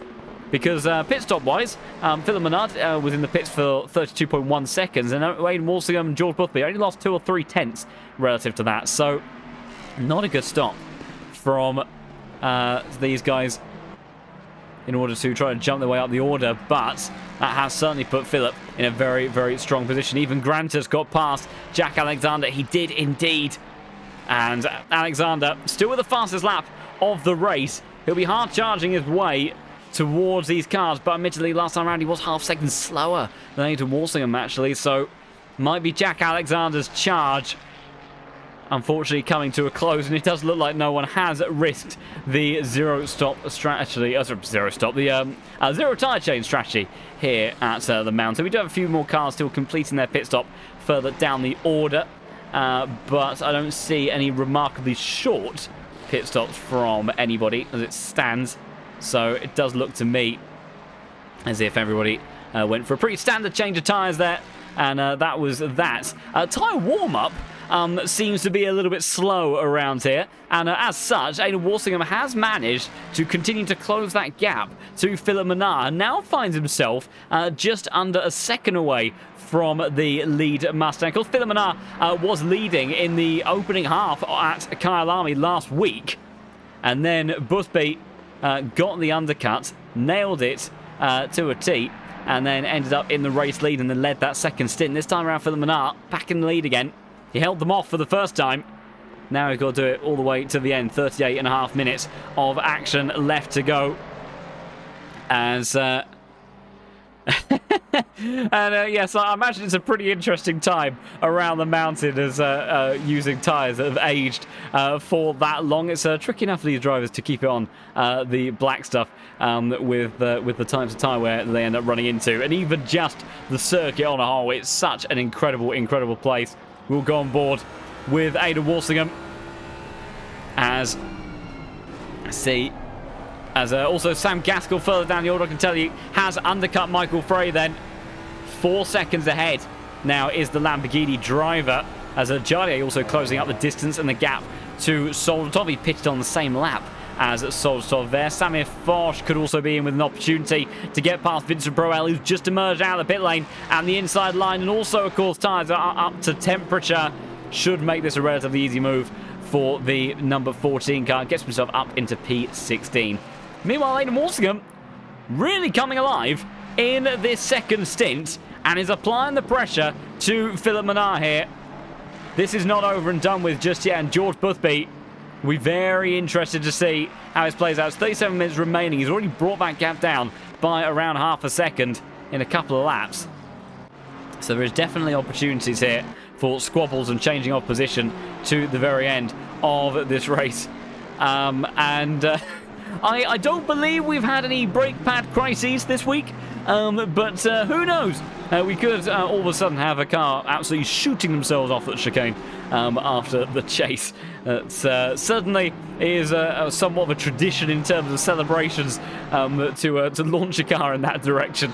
Certainly iRacing has provided some incredible moments on that front. So speaking of iRacing, of course, the recent news, the Low Fuel Motorsport will be hosting some events on the iRacing platform, so a lot to look forward to as this place continues to grow. The world of sim racing here at Low Fuel Motorsports expands ever further. It's absolutely fantastic to have so many different sims, so many different people on the platform. As looking in the chat, got a shot about for P25. I would look to P25 currently separated by half a second as of right now, at least. It's not the most intense thing, although this one is certainly being thrown around just a little bit. Samir Foch squabbling away with the likes of João Cavaca, and that has come about seemingly from a mistake where Vincent Proel, after losing the position, has reclaimed it. And now Samir will have to try to find an opportunity to make his way past at a different place around the track. On the run up towards turn 2 then. Samir versus João and Price. The Porsche certainly was involved in a few bits of fun shenanigans earlier on. We'll go on board with the Porsche. It makes a wonderful noise. This flat 6 engine screaming its way up through in towards the cutting. Oh my goodness, big mistake! Big mistake from Samir Foch. In towards the barrier then. And I think he's overcooked it on the braking zone, and to save Vincent Proel from having a Mustang uncomfortably up the rear diffuser of that Ferrari, Samir had rather sacrificed the front of his own car and speared himself off straight into the wall. Very noble, but rather detrimental to his race. Oh dear, that's not a very great follow-up either. So Samir, after also being cheered on, spurred on slightly, I have a feeling we could see a retirement coming in just a moment. And we are indeed. Samir, unfortunately, heavy damage on the front end of that car. And that is as quickly as things can change. Happy days for so long. Oh, here's an awkward moment, actually, for Philip Minnaar. He's got some traffic in front of him. Oh, the game froze. Ah, that's even more heartbreaking. he'll be gutted for that. It was a good race for him up until that point. As we look back here, Johannes Price trying to go up the inside. He'll turn in towards the outside line, in towards 21. You can see Kavika trying to squeeze the Porsche on the entry to the braking zone. Successfully keeps him behind for the time being. And Sammy, yeah, the unluckiest sim racer in history, certainly has quite the mix of misfortune. There's no doubt about it. Meanwhile, George Boothby not really gaining on these cars up ahead, but oh, that might be why. As George Boothby, unfortunately, right now, we'll talk about unluckiest cars. He might not be unluckiest driver ever, but he certainly is seeming pretty unlucky today. The traffic here at the mountain is absolutely awful. Oh, that's oh dear, oh dear, oh dear. Well, yes. I mean, I've certainly seen things go better. That was Marius Hilbrand, who, with a rear-view mirror full of the newly crowned champion, I think rather crumbled under the pressure and panic, and certainly has found himself in a spot of bother. I think, thankfully, hasn't collected anybody on the way down the hill, but you could sort of see it falling apart, apex by apex. Unfortunate stuff there for the number 34 car, who's got himself going once again. And for George Boothby as well, certainly his overcut strategy is not really playing off at the moment. He's had a batch of traffic on the way into the pits, and now he's had it on the way out as well, so losing valuable time to close down the gap to those lead drivers. And also, Mr. Commentator did not curse that one. Mr. Commentator merely witnessed. That is my duty. I refuse to believe that that was a curse. I definitely have cursed a few things over the course of this season, and many times the season before, but I do not take any responsibility on that occasion. Meanwhile, Jardier still trying to make his way past Soldatov. Then he's 9 positions up in his race. He'd love to make it into double figures and see what he can do, because he is not that far away from the top 10. You can see Michael Frey in that Porsche as well, a car that is likely a bit more vulnerable to straight line speed from the Aston Martin. But these two very, very evenly matched. And Jardier right now just unable to find a way to make his way on by. Meanwhile, Philip Bernard to Walsingham. So 2 drivers then that, again, whilst they've been at the pointy end a number of occasions, Walsingham has won races before. Philip Bernard is chasing his first. Neither driver has won a race so far this season, and are looking to make it 12 different race winners over the course of season 15. A truly remarkable statistic, as Sasha Vassner taking a position over the Mustang of Toby Lang. As looking in the chat there, okay, well, he didn't let George go by. It's not F1 the mountain. George, that was actually going to be my very next comment, but then unfortunately things started to rather go awry before I got to say it. So for those that are, perhaps new to the world of GT3 racing and stuff like that, that in GT3s, if you wave a blue flag, that doesn't actually mean you have to get out of the way. It's not like F1 in that sense. You simply cannot defend an overtake from the car that's trying to lap you. That's the only rule. And at that point in time, George Boothby isn't going to be trying to make his way past. It's a difficult place on the mountain to go side by side there. You wouldn't look to do it. Do I think that he would have lost less time by letting him go? Of course, I can be slightly biased in this response purely as a result of the fact that he crashed horribly in the process of not doing so. But I would have imagined, just generally speaking, probably yes. And that is often, that is the flip side of it. It's not mandatory, but it sometimes is actually the better way for things to play out for your race, and sometimes also the person that's trying to lap you as well. So an odd juggle, but definitely nothing that is against regulation on that front. So absolutely. As barely squeeze out a 202 hot lap, which these guys is a bad lap. Yeah, they are absolutely flying. They are monsters. These guys at the top level of sim racing here on ACC and the LFM system. Yeah, they put on this incredible racing for a reason and a half. They are rapid, and the mountain really does go to show and separate those that are able to deliver against the highest of pressures to those that can be quick over one lap and maybe don't have the ultimate consistency sometimes around different circuits. Meanwhile, Michael Frey, who has certainly been under an immense amount of pressure over the course of this race, he's now in P10, desperately trying to hold on to that one until the end of the race. But he's got a Mustang and an Aston Martin, both of which have progressed their way up through the field nicely. 13 positions gained between them.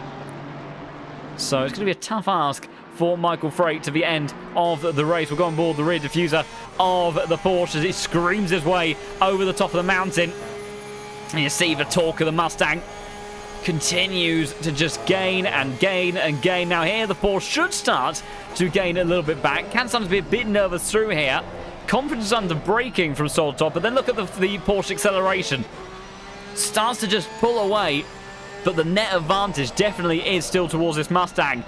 Scream of the revs there as he went down a gear just a little bit early, trying to use that engine braking to get the car to rotate a bit more through that kink towards the right-hand side and open up the hairpin, because now the absolute monstrous power of that V8 is going to be bearing down on him and continues to gain and gain and gain towards the chase. They'll look to go. There is enough momentum here to go for a dive. If he wants to launch the attack, he might look to go for it. Frey goes defensive. Soldatov almost into the rear of the Porsche, manages to divert his way towards the outside line, and once again joining. Oh, there's Jolliet, who carries too much speed on the exit there. Uncharacteristic error that Soldatov has had a moment as well, and has got a crumpled up bonnet. What on earth has happened there? So Jolliet looking to try to pounce on the attack, trying to get the run out of the exit there. There was seemingly some sort of form of shuffle or contact, I think, between Frey and Soldatov.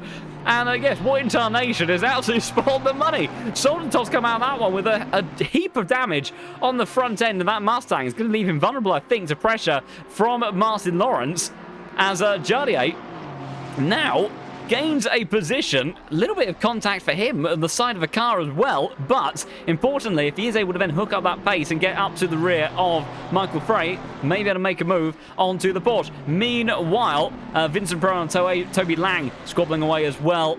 Vincent Proel unable to make his way past Mustang Power just too much on this occasion, as we've got a squabble further down the order as well from number 37 machine of Gerlach versus Gottsmeister.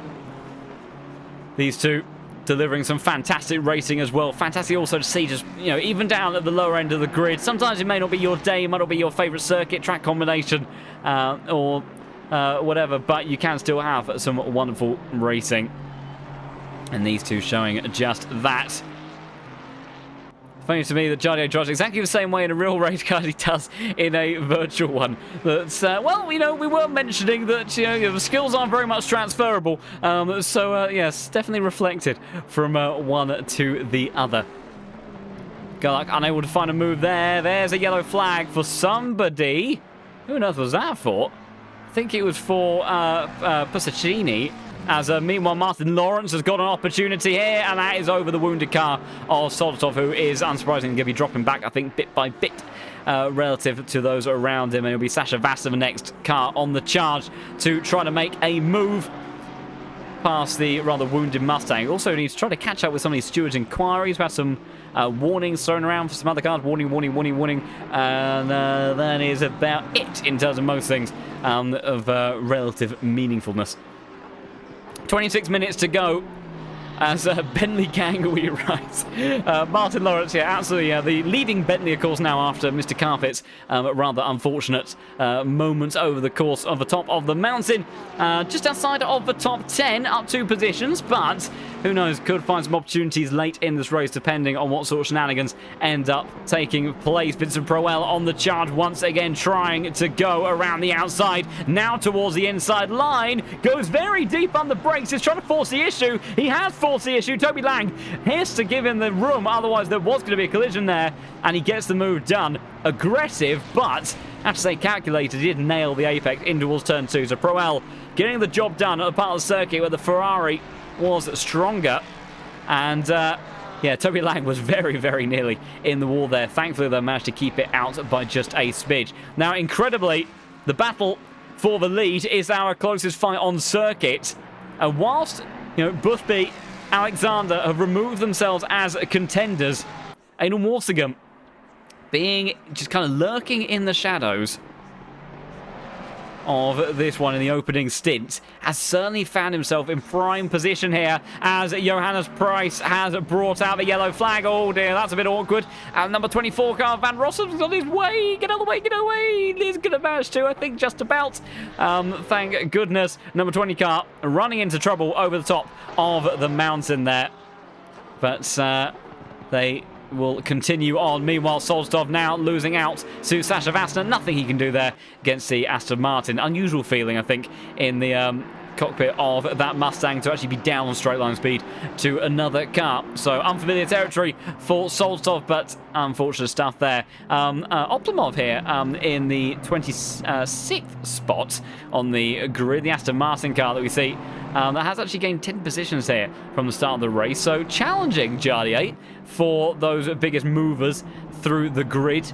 Fun little kind of sort of a trophy of pride more than anything else we tend to allocate at the end of these races to our biggest mover on the grid with these ones. Love the Bentley, just can't drive it fast. And me too, I adore the Bentley. It's just a funny car to drive. You can't help but love it. It's just sort of this big wobbly nut jobness thing of madness. But it's really fun to drive at the same time. It certainly keeps you awake whilst trying to keep the back end of that car planted, especially in the rain. That's always a fun one. And yeah, absolutely. I completely agree in the chat. Meanwhile, Azar still applying the pressure to the Aston Martin of Oplomov as they continue on. 23 minutes left to go in this race. And whilst there are scrabbles further down the order for these positions, there are also the very same for the race win on what looks to be, again, a fight between two drivers looking to take their first victory of the season. Aidan Walsingham, he is a multiple-time race winner in the Pro Series. He knows how to win these races, and he has sometimes been so formidable. But Philip Menard, unstoppable in qualifying, speared on by the incredible performances he's had multiple times this season. Last week, so close to doing it on home turf.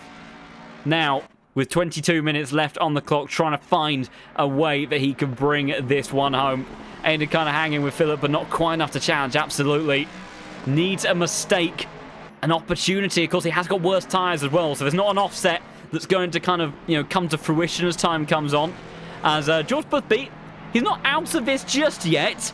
He needs to close in on these guys a little bit more if he wants to challenge for the race win at the end. But he is taking 0.2 of a second out of these two, lap by lap.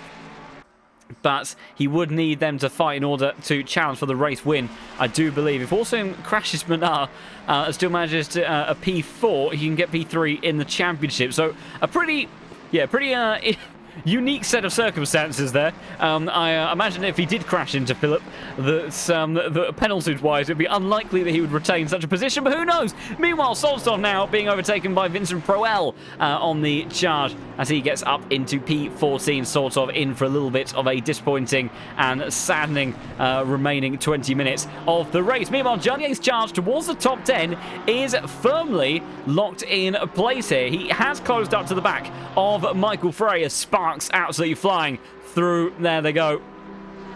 Through Frogs Hollow and then McPhillamys over the skyline. And Jardier manage. Oh, there's a yellow flag and they're on the way to it. What has happened here? Trying to get the helicam. Oh my goodness, helicam is having an absolute crisis. Who is at a moment there? I think it's one of the back markers. It is Passaccini. And I think by the looks of it, and some rather ominous tyre marks, he's lost the back end on the run through the first apex. Oh dear. Oh dear. This is... Okay, well, I don't wish to particularly highlight the unfortunateness of this situation, but it certainly does make for an interesting camera angle as Passaccini will try to right himself. Oh, that was not the right time. That was not the right time. He's just about managed to back the car up there.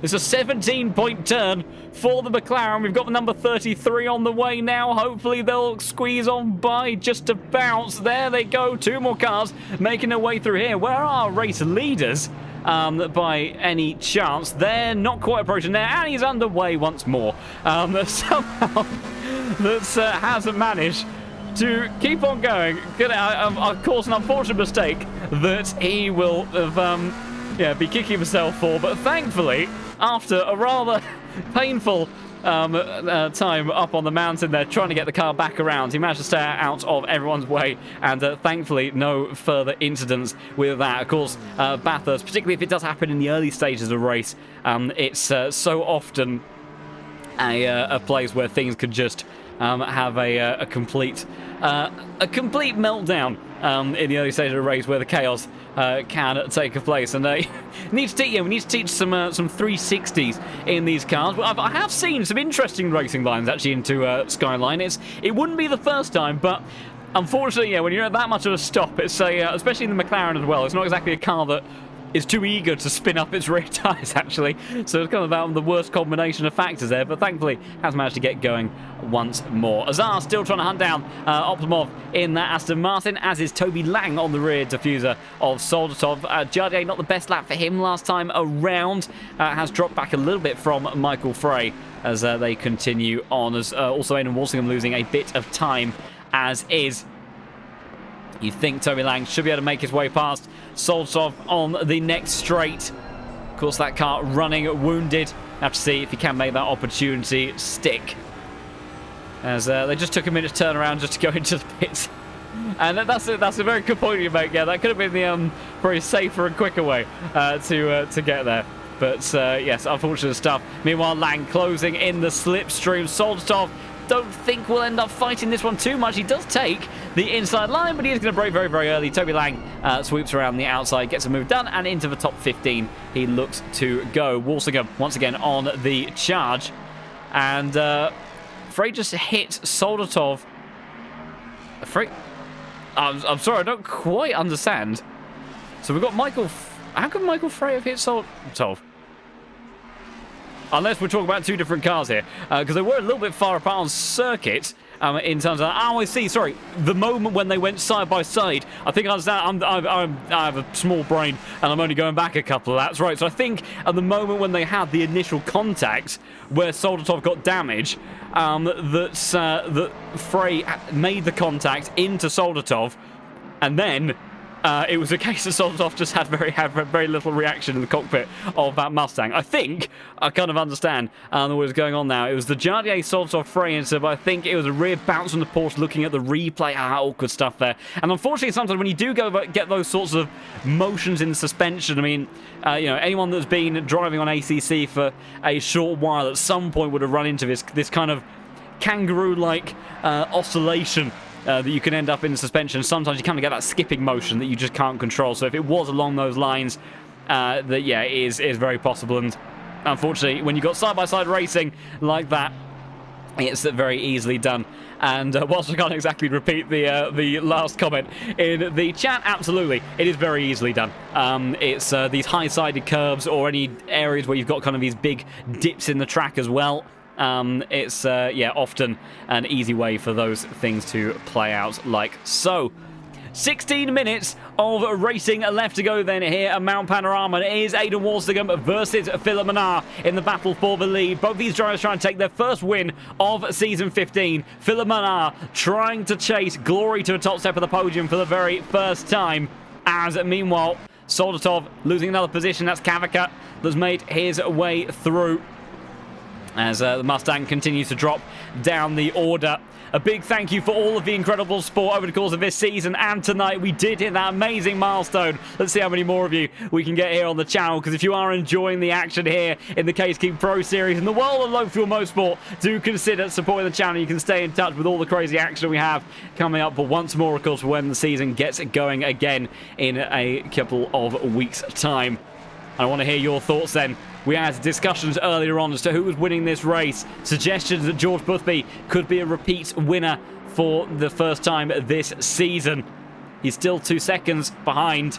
Needs a bit more if he wants to really be in the thick of this action at the end of this race. Jack Alexander was another contender, but he got it all wrong at the pit stop and now finds himself all the way down in 5th position, 3 seconds behind Grancis Carreras. And so it's come down to Philip Minnaar and the unlikely contender initially of Aidan Walsingham, who went from P4 straight into that fight with the undercut. and these two Mustangs squabbling away. Who do we think is going to come away with the win at the end of this action? We've got 15 minutes to find out, but I do want to get your insights and thoughts. No cheating on that front.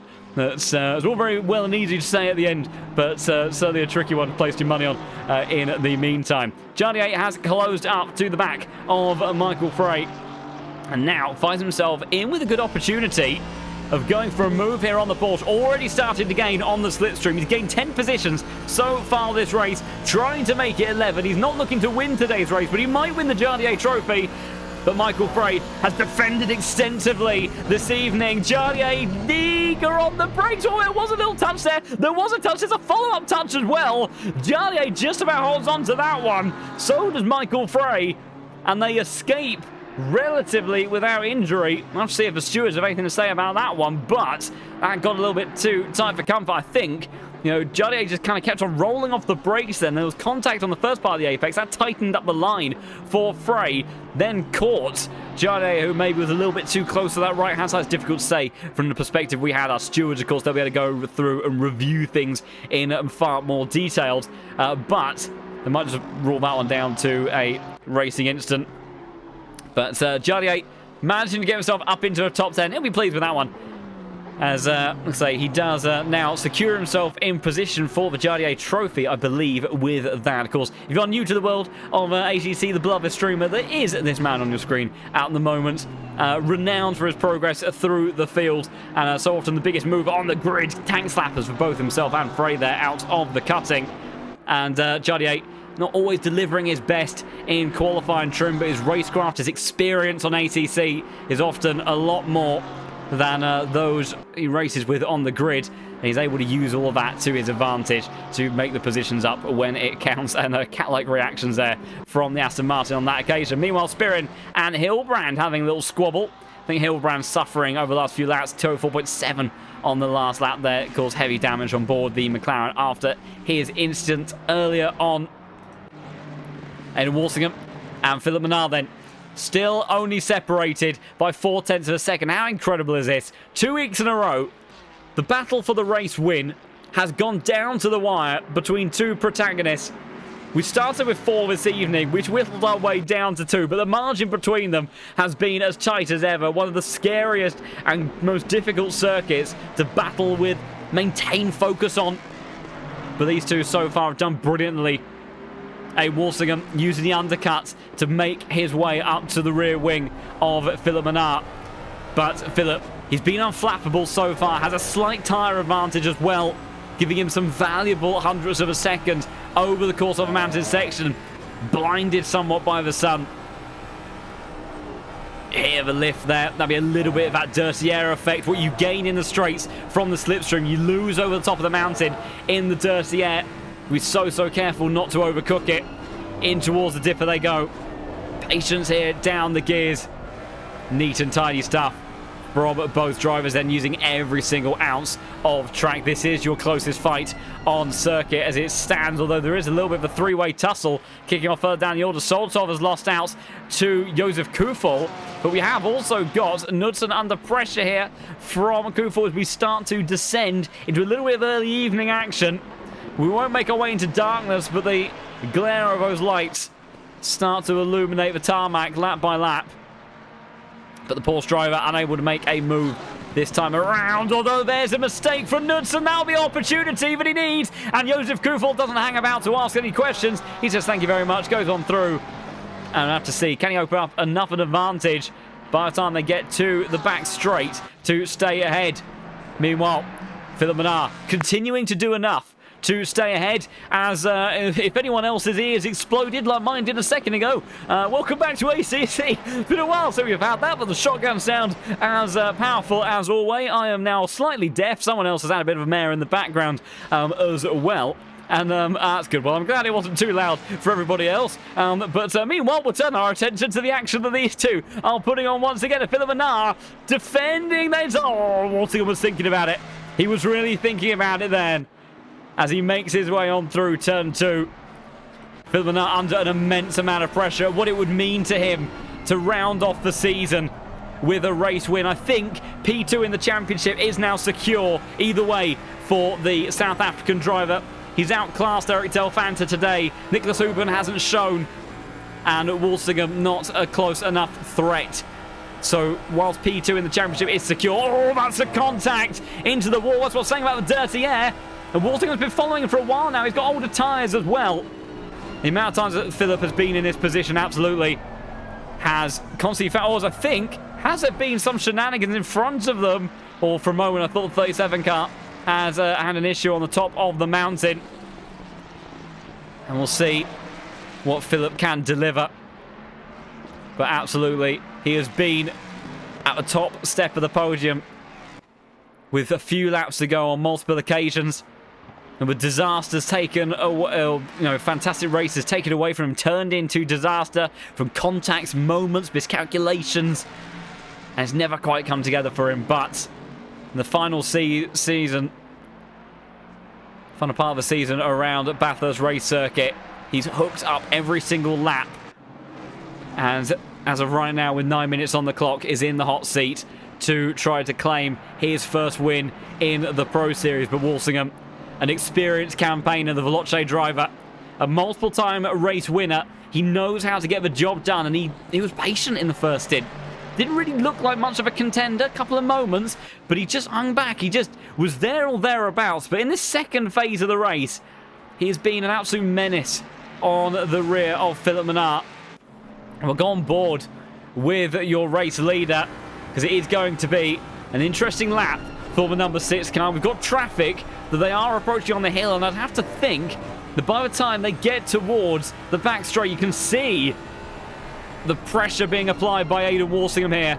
And for Walsingham, this is an opportunity. For Menard, this is the sort of thing that strikes fear into a man that is trying to come away with his first race win. We saw how it harmed George Boothby's race earlier on. Just 0.2 of a second over the crest of the mountain is the gap between Philip Menard and Walsingham. As they do continue to close, they'll close even further in towards the Dipper. And they will start to lose a little bit of pace here. He won't get caught out for all too long. I don't think. A little bit of an awkward run through that series of corners there. And he backs off somewhat. He's got to be careful. He doesn't back off too much and then give Walsingham an opportunity. Kick him oversteered to boot as the V8 tries to apply all of that torque. And now, oh my goodness, that was okay. That was I appreciate. Well, I'm sure that they all appreciated the lift. In actual fact, he could be in trouble here. He could be in serious trouble here. Aidan Walsingham gaining in the slipstream down through the chase there. This could be the best run he's had so far. Does he think about launch out the inside? Menard isn't going to defend it, but he doesn't need to. Walsingham holds back. Menard spots his breaking point. He holds on to this one. 7 minutes on the clock left to go. 4 laps remaining in this race. And the gap as tight as it has been throughout what has been 84 minutes of action so far. But that was nearly the opportunity there for Walsingham. But Menard just keeping his head as he did last week. But it was strategy that saw him lose it to George Boothby. And George Boothby is often the man that you can't flap into a mistake. An unusual error from Boothby in part of the race gave a little bit of breathing room to Philip Menard. Walsingham gaining in the slipstream, and as Kylo rightly says, yeah, there is traffic up further ahead as well. And they are squabbling. It's densely packed traffic as well. It's not so bad when they are kind of spread apart, but this is going to start to get really tricky for these two. Through the cutting they go. Not many opportunities left for Aidan Walsingham, but he'll be rubbing his hands together, hoping that that traffic is going to cause a moment. And the yellow flag elsewhere in the field. I don't think that's caused any disasters, but Aidan Walsingham having to try to hold on to that Mustang. I think he just about kept it out of the wall. It's not the first time, but he's gone towards the concrete today. But quick hands on board that Mustang, but he's immediately dialed back in. And of course the slipstream ever in favour of the number 2 car, who's trying to make his way towards that number 1 spot into Forest Elbow. So difficult through that apex. You can't quite see around in the corner enough to know how to place the car. You see where the barrier kind of juts out a second time. So easy to get it wrong. Last time 0.2 was the margin for Aidan Walsingham as he was closing in towards this chicane. This time he's not close enough. He needs to be absolutely on the bumper of the South African if he wants to launch an attack down the inside. In actual fact, it seems like the better opportunity is arguably on the run in towards turn 2, where the hill, going against the gradient, it means that slipstream is even more effective as they kick the back ends of these Mustangs out. Once again, 3 laps left to go. But of course, the run towards turn 2 is so much more easily defendable. Holding that inside line, 2 cars of the same type, not much of an overlap between them. Unlikely that you make an overtake there unless Philip makes a mistake. And on this occasion, he hasn't. The gap's still 4 tenths. We look further down the order, keep an eye on some of these other fights as well. Cameraman not quite finding the action that we were looking for. It's Vincent Proel versus Sasha Vassner. Remember, Proel actually boxed quite late compared to a lot of these drivers. Has maybe got an opportunity here on the Aston Martin of Sasha Vassner, gaining on the entry through the chase, but can't get alongside before the braking zone. But looking very, very quick and very, very committed in the Ferrari 296. Good thing Mustang is like a brick, no terminal damage. Actually, that is the advantage of driving that car as well. Certainly a lot less sensitive. If you had any of those knocks in the likes of the Ferraris and McLarens as well, then it is almost borderline game over in that sense. Walsingham still within 3 tenths. Proel applying the pressure to the back of Sasha Vassner, but won't be close enough on this occasion. And now, as we see those blue flags waving, there was the first car in the traffic of Walsingham trying to send it down the inside. Oh, that got very, very close. Very, very close indeed. And the next car that they will end up dealing with is the wounded BMW. But Walsingham thought about it then, testing the waters to see what opportunity. We've seen deciders in real life be made at that corner as well, as that was an opportunity. But Philip Menard, he didn't need to open up the door. He didn't give the racing room that Walsingham would have wanted. And instead, he has to slot back into the slipstream and wait for another opportunity. But he's only got 2 more laps left to go. 2 more laps. They're trying to find a way past a man that has been absolutely unflappable so far today. Absolutely clinical in qualifying. Delivered an immense amount of pace. And in the race has been under pressure from the likes of George Boothby, from Jack Alexander, and now Aidan Walsingham. With 2 laps to go, is looking to try to hold back that last remaining Mustang, making a charge for that top step on the podium. But Philip Menard, he'll be giving it everything. We know how much he wants that race win. He's been desperate to come away with the race win time and time again, because it's just escaped his grasp. But Aidan Walsingham, he'll be wanting to finish the season on a high. It won't be enough for P3 in the championship, but it would certainly be a nice way for him and Veloce to end the season. George Boothby, the main protagonist towards the pointy end of the field throughout the season, not quite on it today. A great performance nonetheless, and another podium position to round off his dominance from this season. And Walsingham again tapping the barrier on the right-hand side. Through Skyline they go. More traffic on the way for them to deal with. Philip Menard will be just looking in despair at those blue flags. I'm not sure that they'll catch that last group of 2 cars, so this may be the final car that they have to contest with. And you'd have to think there's a good chance that they dispatch them on this run down to the chicane, so it could just be an out-and-out brawl between himself and Walsingham to the line. He'll lock into the slipstream with the BMW. That'll help protect him from a run from Walsingham on this occasion, who's 3 tenths of a second behind. You can see further down the order, that is a battle for position. Oblomov versus Nardazinski, and it's Nardazinski in the Mustang that makes his way on through. With that fight coming to a close, they're a good few seconds in front of your lead pairing. Proel and Vassner will squabble to the line as well, but it's all eyes on these 2 here. Walsingham and Menard go on to the final lap of season 15 as we look to have 12 different winners in as many races, something that you never would have thought possible. But as this season has continued to show time and time again, the impossible is always possible. Walsingham locked under the rear wing, half a second behind though. He needs to be closer. We know that that margin needs to be of the order of a couple of tenths of a second at most on the exit at Forest Elbow, so he needs a big runner commitment through here. He's a little bit wide in towards turn 2. They'll go up in towards the cutting. Philip Menard trying to spot each of these braking zones. On the money one last time again. A mistake from Aidan Walsingham. Perhaps those tyres starting to give up just a little bit.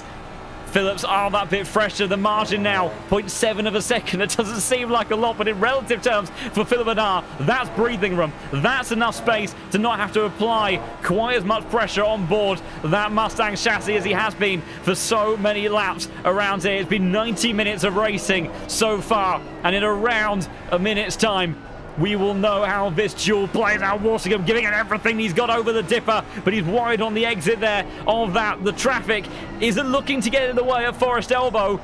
Could be slightly problematic at the chicane, but right now, Aidan Walsingham not close enough.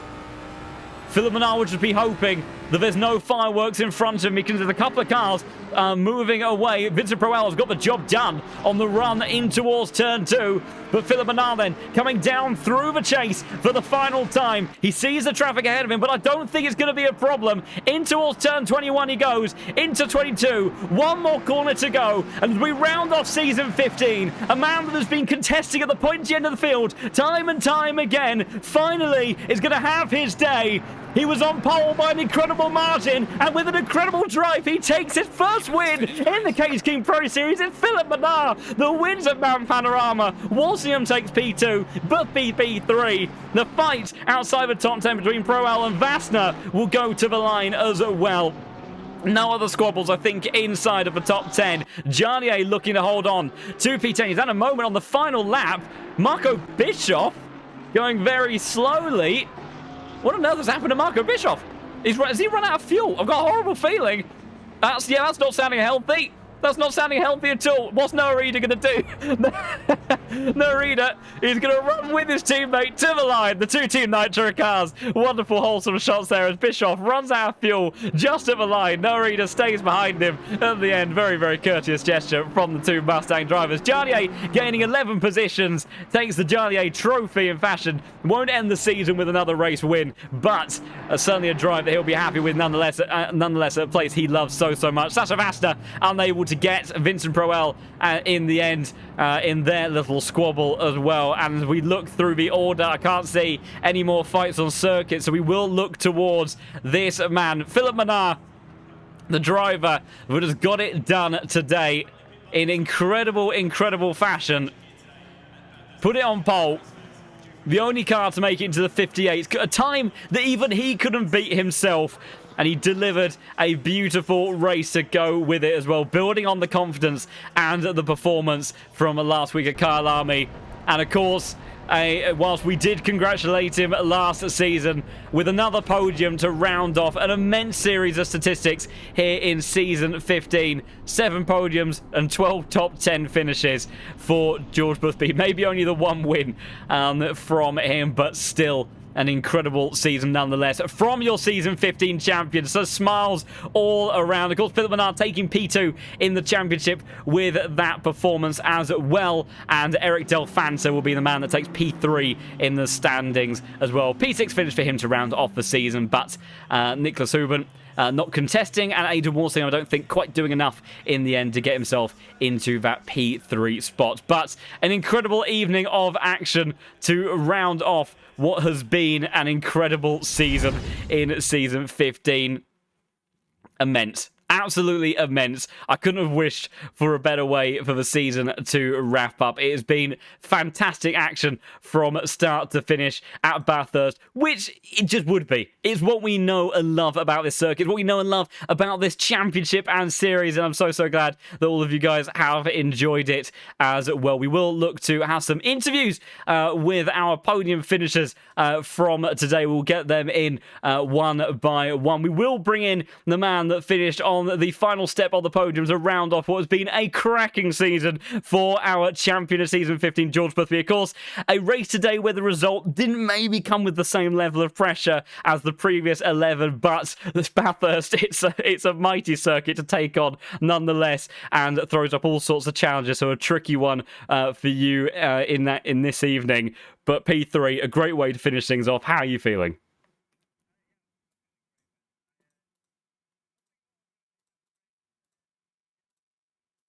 let's just go. And because I know Philip's great here, Jack's great here. I knew it'd be a good fight, and it was just really hard to make the overtakes. So I knew it was going to come down to strategy, and I think we all had different setups as well because we were like, I was closing in some corners, he was pulling away in others, and same with Jack behind. So it was really, even though we were sort of staying in a train, it was very weird, and there was lots of opportunities where Jack maybe could have gone for a run but didn't, and then maybe I could have gone for a send, and unfortunately it meant that towards the end of the first stint, Jack tapped me coming down the hill, and then I got a bit of damage from that.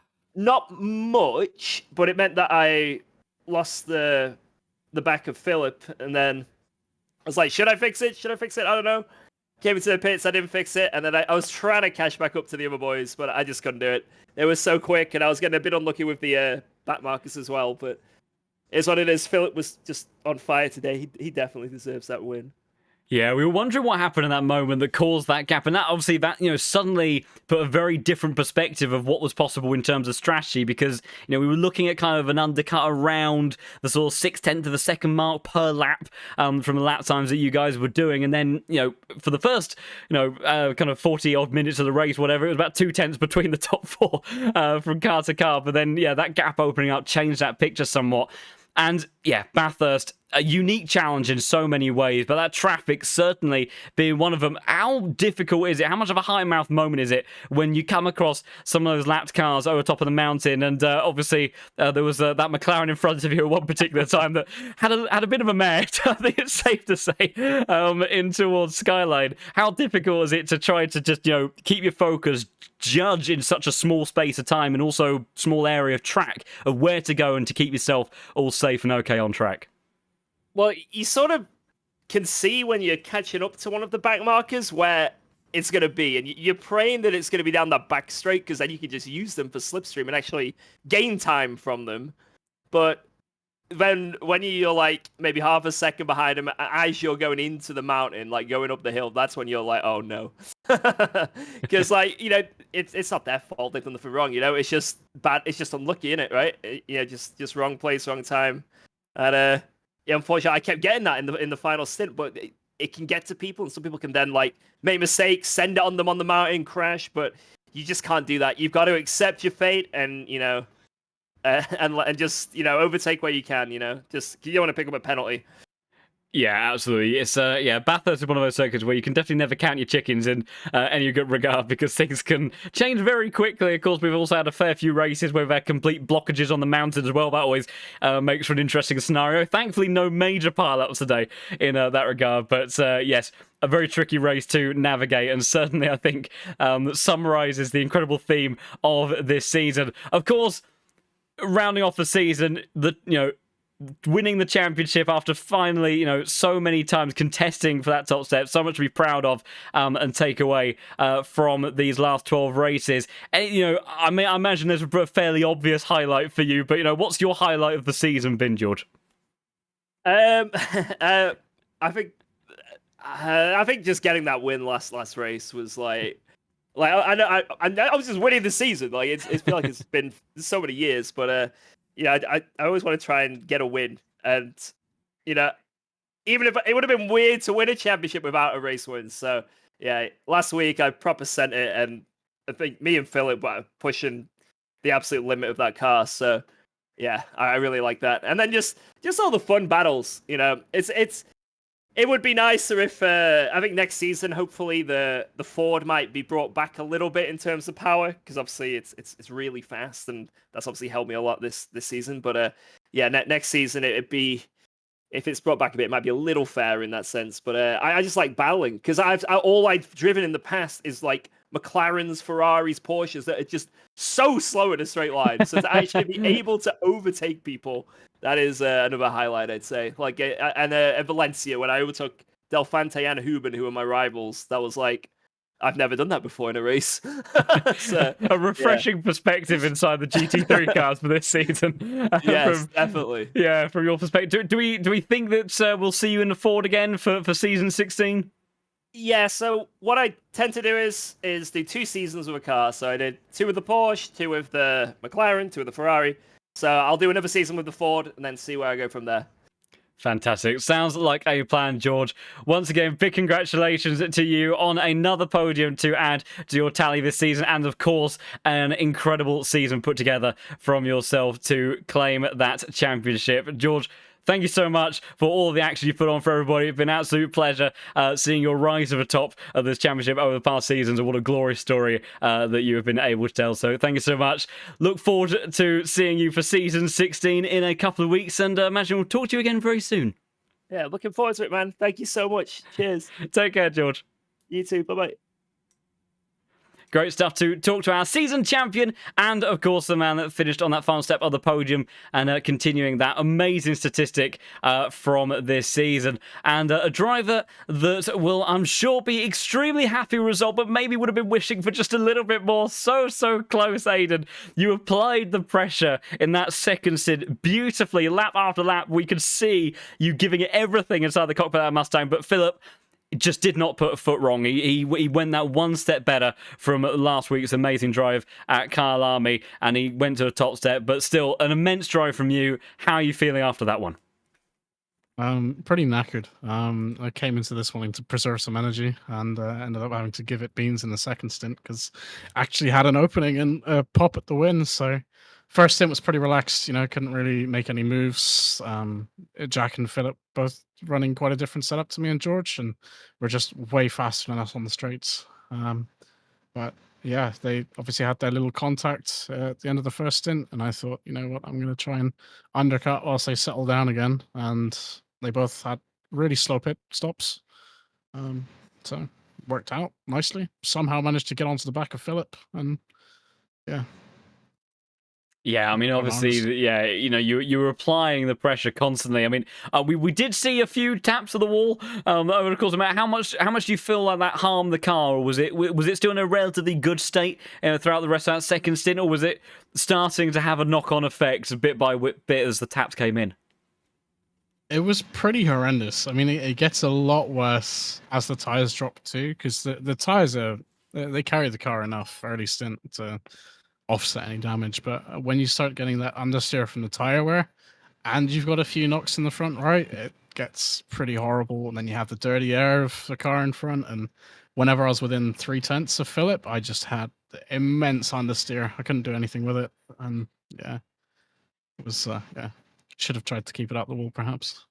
That's easier said than done around here at Bathurst, to be fair. It's a tricky circuit, and of course then you throw in the few extra interesting bits of dynamic of back markers as well around here in the mountains section. It looked like on a couple of occasions that they were maybe going to fall nicely for you and open up the door for an opportunity, but it didn't quite come together for you. But still, an incredible drive to wrap up the season with a really great momentum to springboard upon heading into season 16. I'm talking to your teammate George. Obviously, a lot of success for you guys as a team this season, and for Mustangs being a very, very strong car, and it's been working well for you throughout the championship as well. Do you think you'll look to carry it through into next season, or could we see a bit of a change up on your side?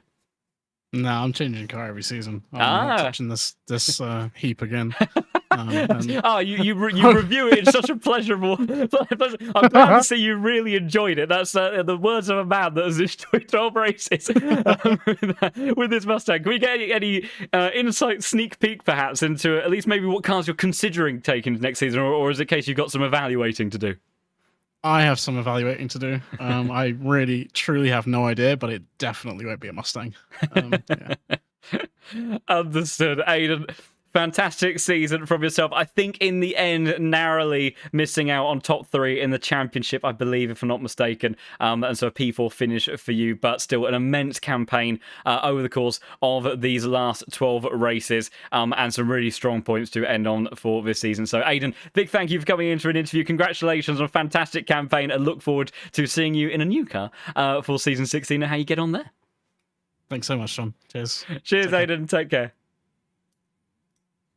Great stuff talking to Aiden there. And interesting, we'll see some more dynamics within the Veloce crew of drivers taking some different cars. So one very much sticking with the Mustang by the sounds of it for next season, and one that's looking to be away from it as quick as possible. However, I'm sure a man that right now would be pretty happy sticking with that car in all likelihood. Philip Mannar, The wait is finally over. When we were talking last week, we said that I had a feeling that it could come around soon enough in terms of your first victory in the Pro Series, and that day has been today. You've had so much support and those cheering for you in the chat. A wonderful way to end off this season. You must be delighted to have your first win in the Pro Series, and also with that, P2 in the Championship. Tell us a little bit of how you're feeling after 90 minutes of grueling chaos around here at Bathurst.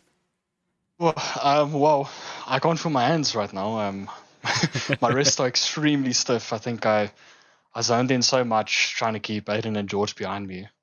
Oh man, that couldn't have been like a more difficult race for me to win for the first time. I think I'm lost for words. Also, like it's insane. This race was nuts. I just have no words because that couldn't have been more difficult for me. I mean, I didn't have the pace in the race. I mean, I was pushing my skin off in the first and second stint, and the back markers in the end. I was worried. I was worried there was a chance of some back marker losing it over Skyline and then chaos. But luckily that didn't happen.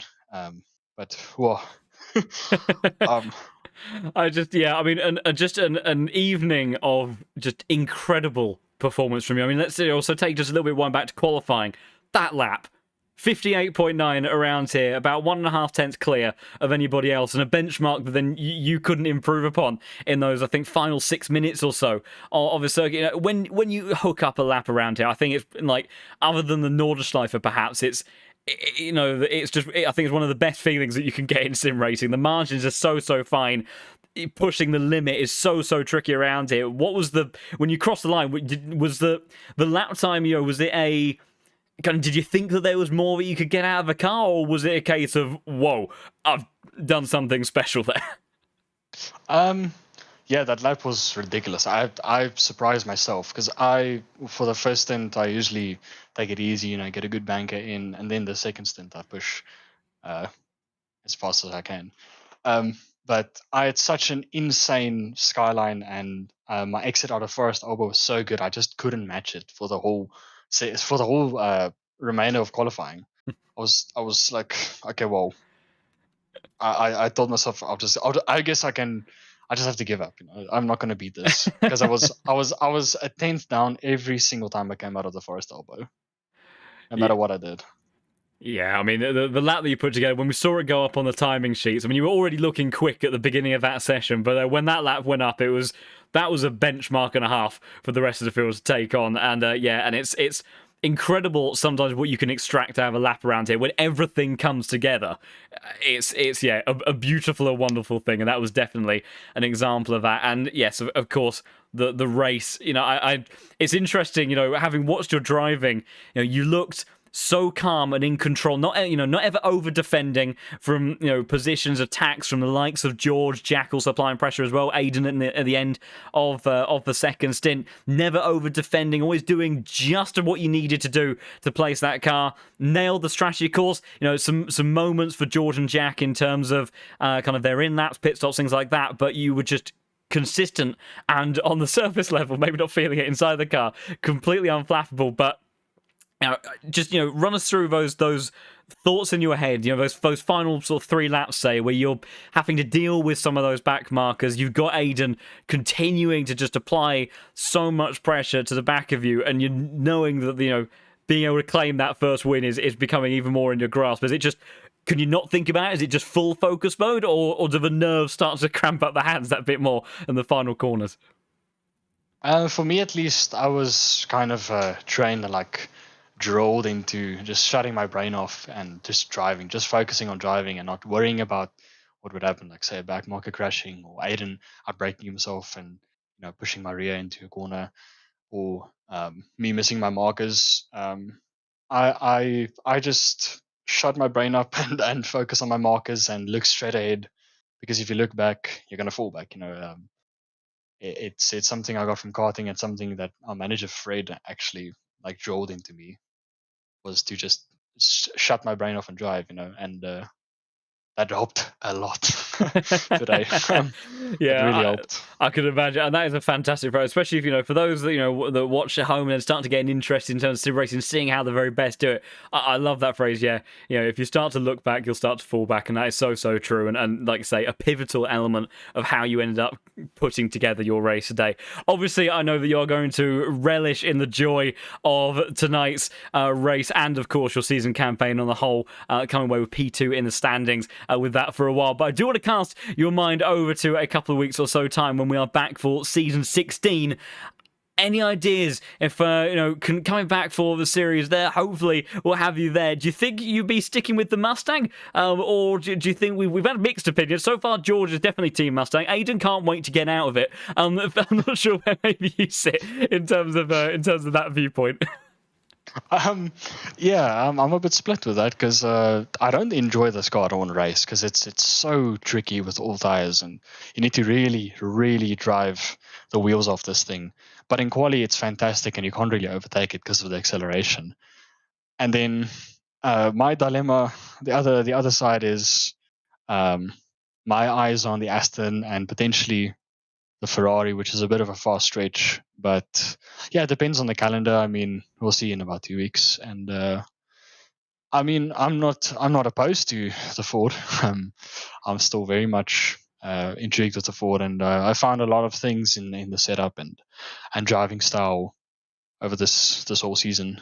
So I feel like I have a lot of confidence in this car versus most cars. So yeah, definitely something that I will keep in mind. Fantastic. Yeah, so much to look forward to in so many different capacities. Philip, massive congratulations to you for tonight's immense victory and performance. P2 in the championship. Go away and enjoy it. Take some very well-deserved breakaway from the Pro Series, but we look forward to having you back soon enough to contest up at the front once again, I have no doubt. And very much look forward to talking to you again very soon. Right, thanks. Cheers. Take care, Philip. Fantastic there to talk to the man who drove splendidly tonight here around the mountain. He may have felt like that was an incredibly difficult drive, and I am sure that it was the case, but he made it look easy, and all the very best so often do. An incredible performance there from Philip, and I will run through the finishing results in just a second to confirm how tonight's race ended up playing out in that regard. As we see Philip Manal then ahead of Walsingham and George Boothby running out podium with Karekas, Alexander, Delphanta, Bischoff, Ida, Gaskell, Jardier, Frey, Lawrence, Proel, Vassner, and Toby Lang in P15. Then with Kavika, Koifel, Knudsen, Sorosov, Price, Van Rossum, Belscheid, Van der Meer, Fox, Nadzinski, Oplomov, Tepper, Asar, Gulak, and Gottsmeister as some of your final finishes. I'm afraid my screen's got really small, so I can barely read it. As Davis, Fantozzi, Spirin, your last lap down, Grincha Arts and Perashini and Hilbrand, your final finishes with Samir Foch and Timu Carpenter and Mr. Carpet. Unfortunately, not quite making it to the line by the end of that one. But then also to wrap up, of course, this incredible season, to review the championship as it fell by the end of this run. We can see here confirmation of George Boothby, your season 15 champion, ahead of Philip Menard by just 300 points, and Eric Delphanta, P3, another 300 points clear of Aidan Walsingham. So big congratulations to those three for those incredible prizes that they have come away with, brought to you, of course, by caseking.de. Some immense racing from everybody that has participated over the course of this season. The Pro Series has always delivered the goods, has always delivered the action. But just as a reminder, as a refresh, and to those that may have joined for the first time tonight, 12 different winners in as many races and 10 different pole sitters. An absolutely mind-blowing statistic, and I think it's just absolutely gone to show how much this season has just swung in every direction. You haven't been able to count on anything over the course of this championship, but it has delivered beautiful racing, crazy racing every single week that we have been with these guys. So an incredible time here in the Case King Pro Series once again. A massive thank you to all of those that have made it possible, all of the sponsors, all of those at the LFM team, our stewards and the hidden heroes that make all of this possible. Tremendous amount of effort goes in behind the scenes, and we have so much to be grateful for all of their hard work for bringing this all together so we can sit back, enjoy some crazy action. I can shout at a microphone and make a bunch of noise as these cars make their way around the circuits and enjoy myself on these Thursday evenings with this fantastic top tier racing. An incredible season of wonderful goodness, and a massive thank you to all of you once again for the support over the course of this season. We did hit that 4,000 follower milestone tonight, and an immense achievement, and one that I really would not have thought been possible 12 races ago. So thank you so much for all of that amazing support. Lots to look forward to for season 16, but here from season 15 of the Case King Pro Series and Bathurst, that is this championship coming to an end. But never fear, we'll be back in a couple of weeks' time for the Pro Series to kick off once more. So if you have enjoyed the action that you have seen on your screens tonight and you can't wait, just like myself, to see it all kick off once again in the 16th season of this beautiful series, do consider giving the channel a follow. And here on the English Twitch channel, you can stay in tune with all of the crazy action. You can also go and subscribe onto the YouTube channel as well. Watch all of the VODs, relive this wonderful season, how it has played out, and the immense dynamic that we have had from race to race, and then stay in touch with all the action as it makes its way to your screens over the course of season 16. And if you want to give some extra generosity to all of those that make this possible, you can also subscribe here on the Twitch channel as well, whether it be your Prime subscriptions, all of that, you name it. It's always very much greatly appreciated, but fundamentally love having just each and every single one of you here to be on this mega journey that we go on every single season. If though you've been watching at home and you fancy getting behind the wheel yourself when we go to season 16, then never fear, you can head over to lofielmotorsport.com. You can sign up, get yourself a license, work your way up through the ranks, and compete in series like the Case King Pro Series, and get yourself involved in some championships for some wonderful mega prizes. There, of course, also the Daily Racing Duo Cup Endurance Series stuff. So much to dig into and get involved with to enjoy on there. A ridiculous number of you now on the platform. It is crazy numbers over there. If ACC isn't quite your cup of tea, you can also turn to the OG of Assetto Corsa simulators, AC1, of course, integrated on the platform. Do so much fun stuff there as well. A really great mixed range of vehicles to get stuck into with that platform. You can also do some voluntary off-roading in the world of WRC with the Club Championship, knock over a couple of trees, or in terms of Carlos stories from earlier, maybe even a lamppost from time to time as well, if you fancy it. But so much fun in the off-roading side of things there as well. And of course, with our recent announcement of Lofield Motorsport looking to host some iRacing events in future, keep an eye out on those as well. So much to look forward to in the world of this crazy community. We love having all of you here, and we'd love to have you in the Discord server as well, as you will be welcomed in with open arms. Make some friends, share all good things, real and virtual racing, maybe even pictures of your cats and dogs, as well as we build up to the action for Season 16. Place your bets on who maybe our Season 16 champion will be. We would love to have you there. But after 12 races of unfathomably brilliant chaos and crazy action here in Season 15 of the Case King Pro Series, where we've had so many first race wins for Philip Menard, Michael Moning, Justin Stubenrauch, and George Busby taking the championship for the first time after it eluded him for so many seasons. If that doesn't get you hyped up for what Season 16 can bring, I don't know what will. But one way or another, I know it's going to be fabulous and brilliant, and I would love to have each and every single one of you there for that one. So thank you, everybody, so much for all of your support. Look forward to seeing you in Season 16. Who will be champion next in the Case King Pro Series? We'll wait and find out as we get underway again in a couple of weeks' time. But until next time, then, it's goodbye.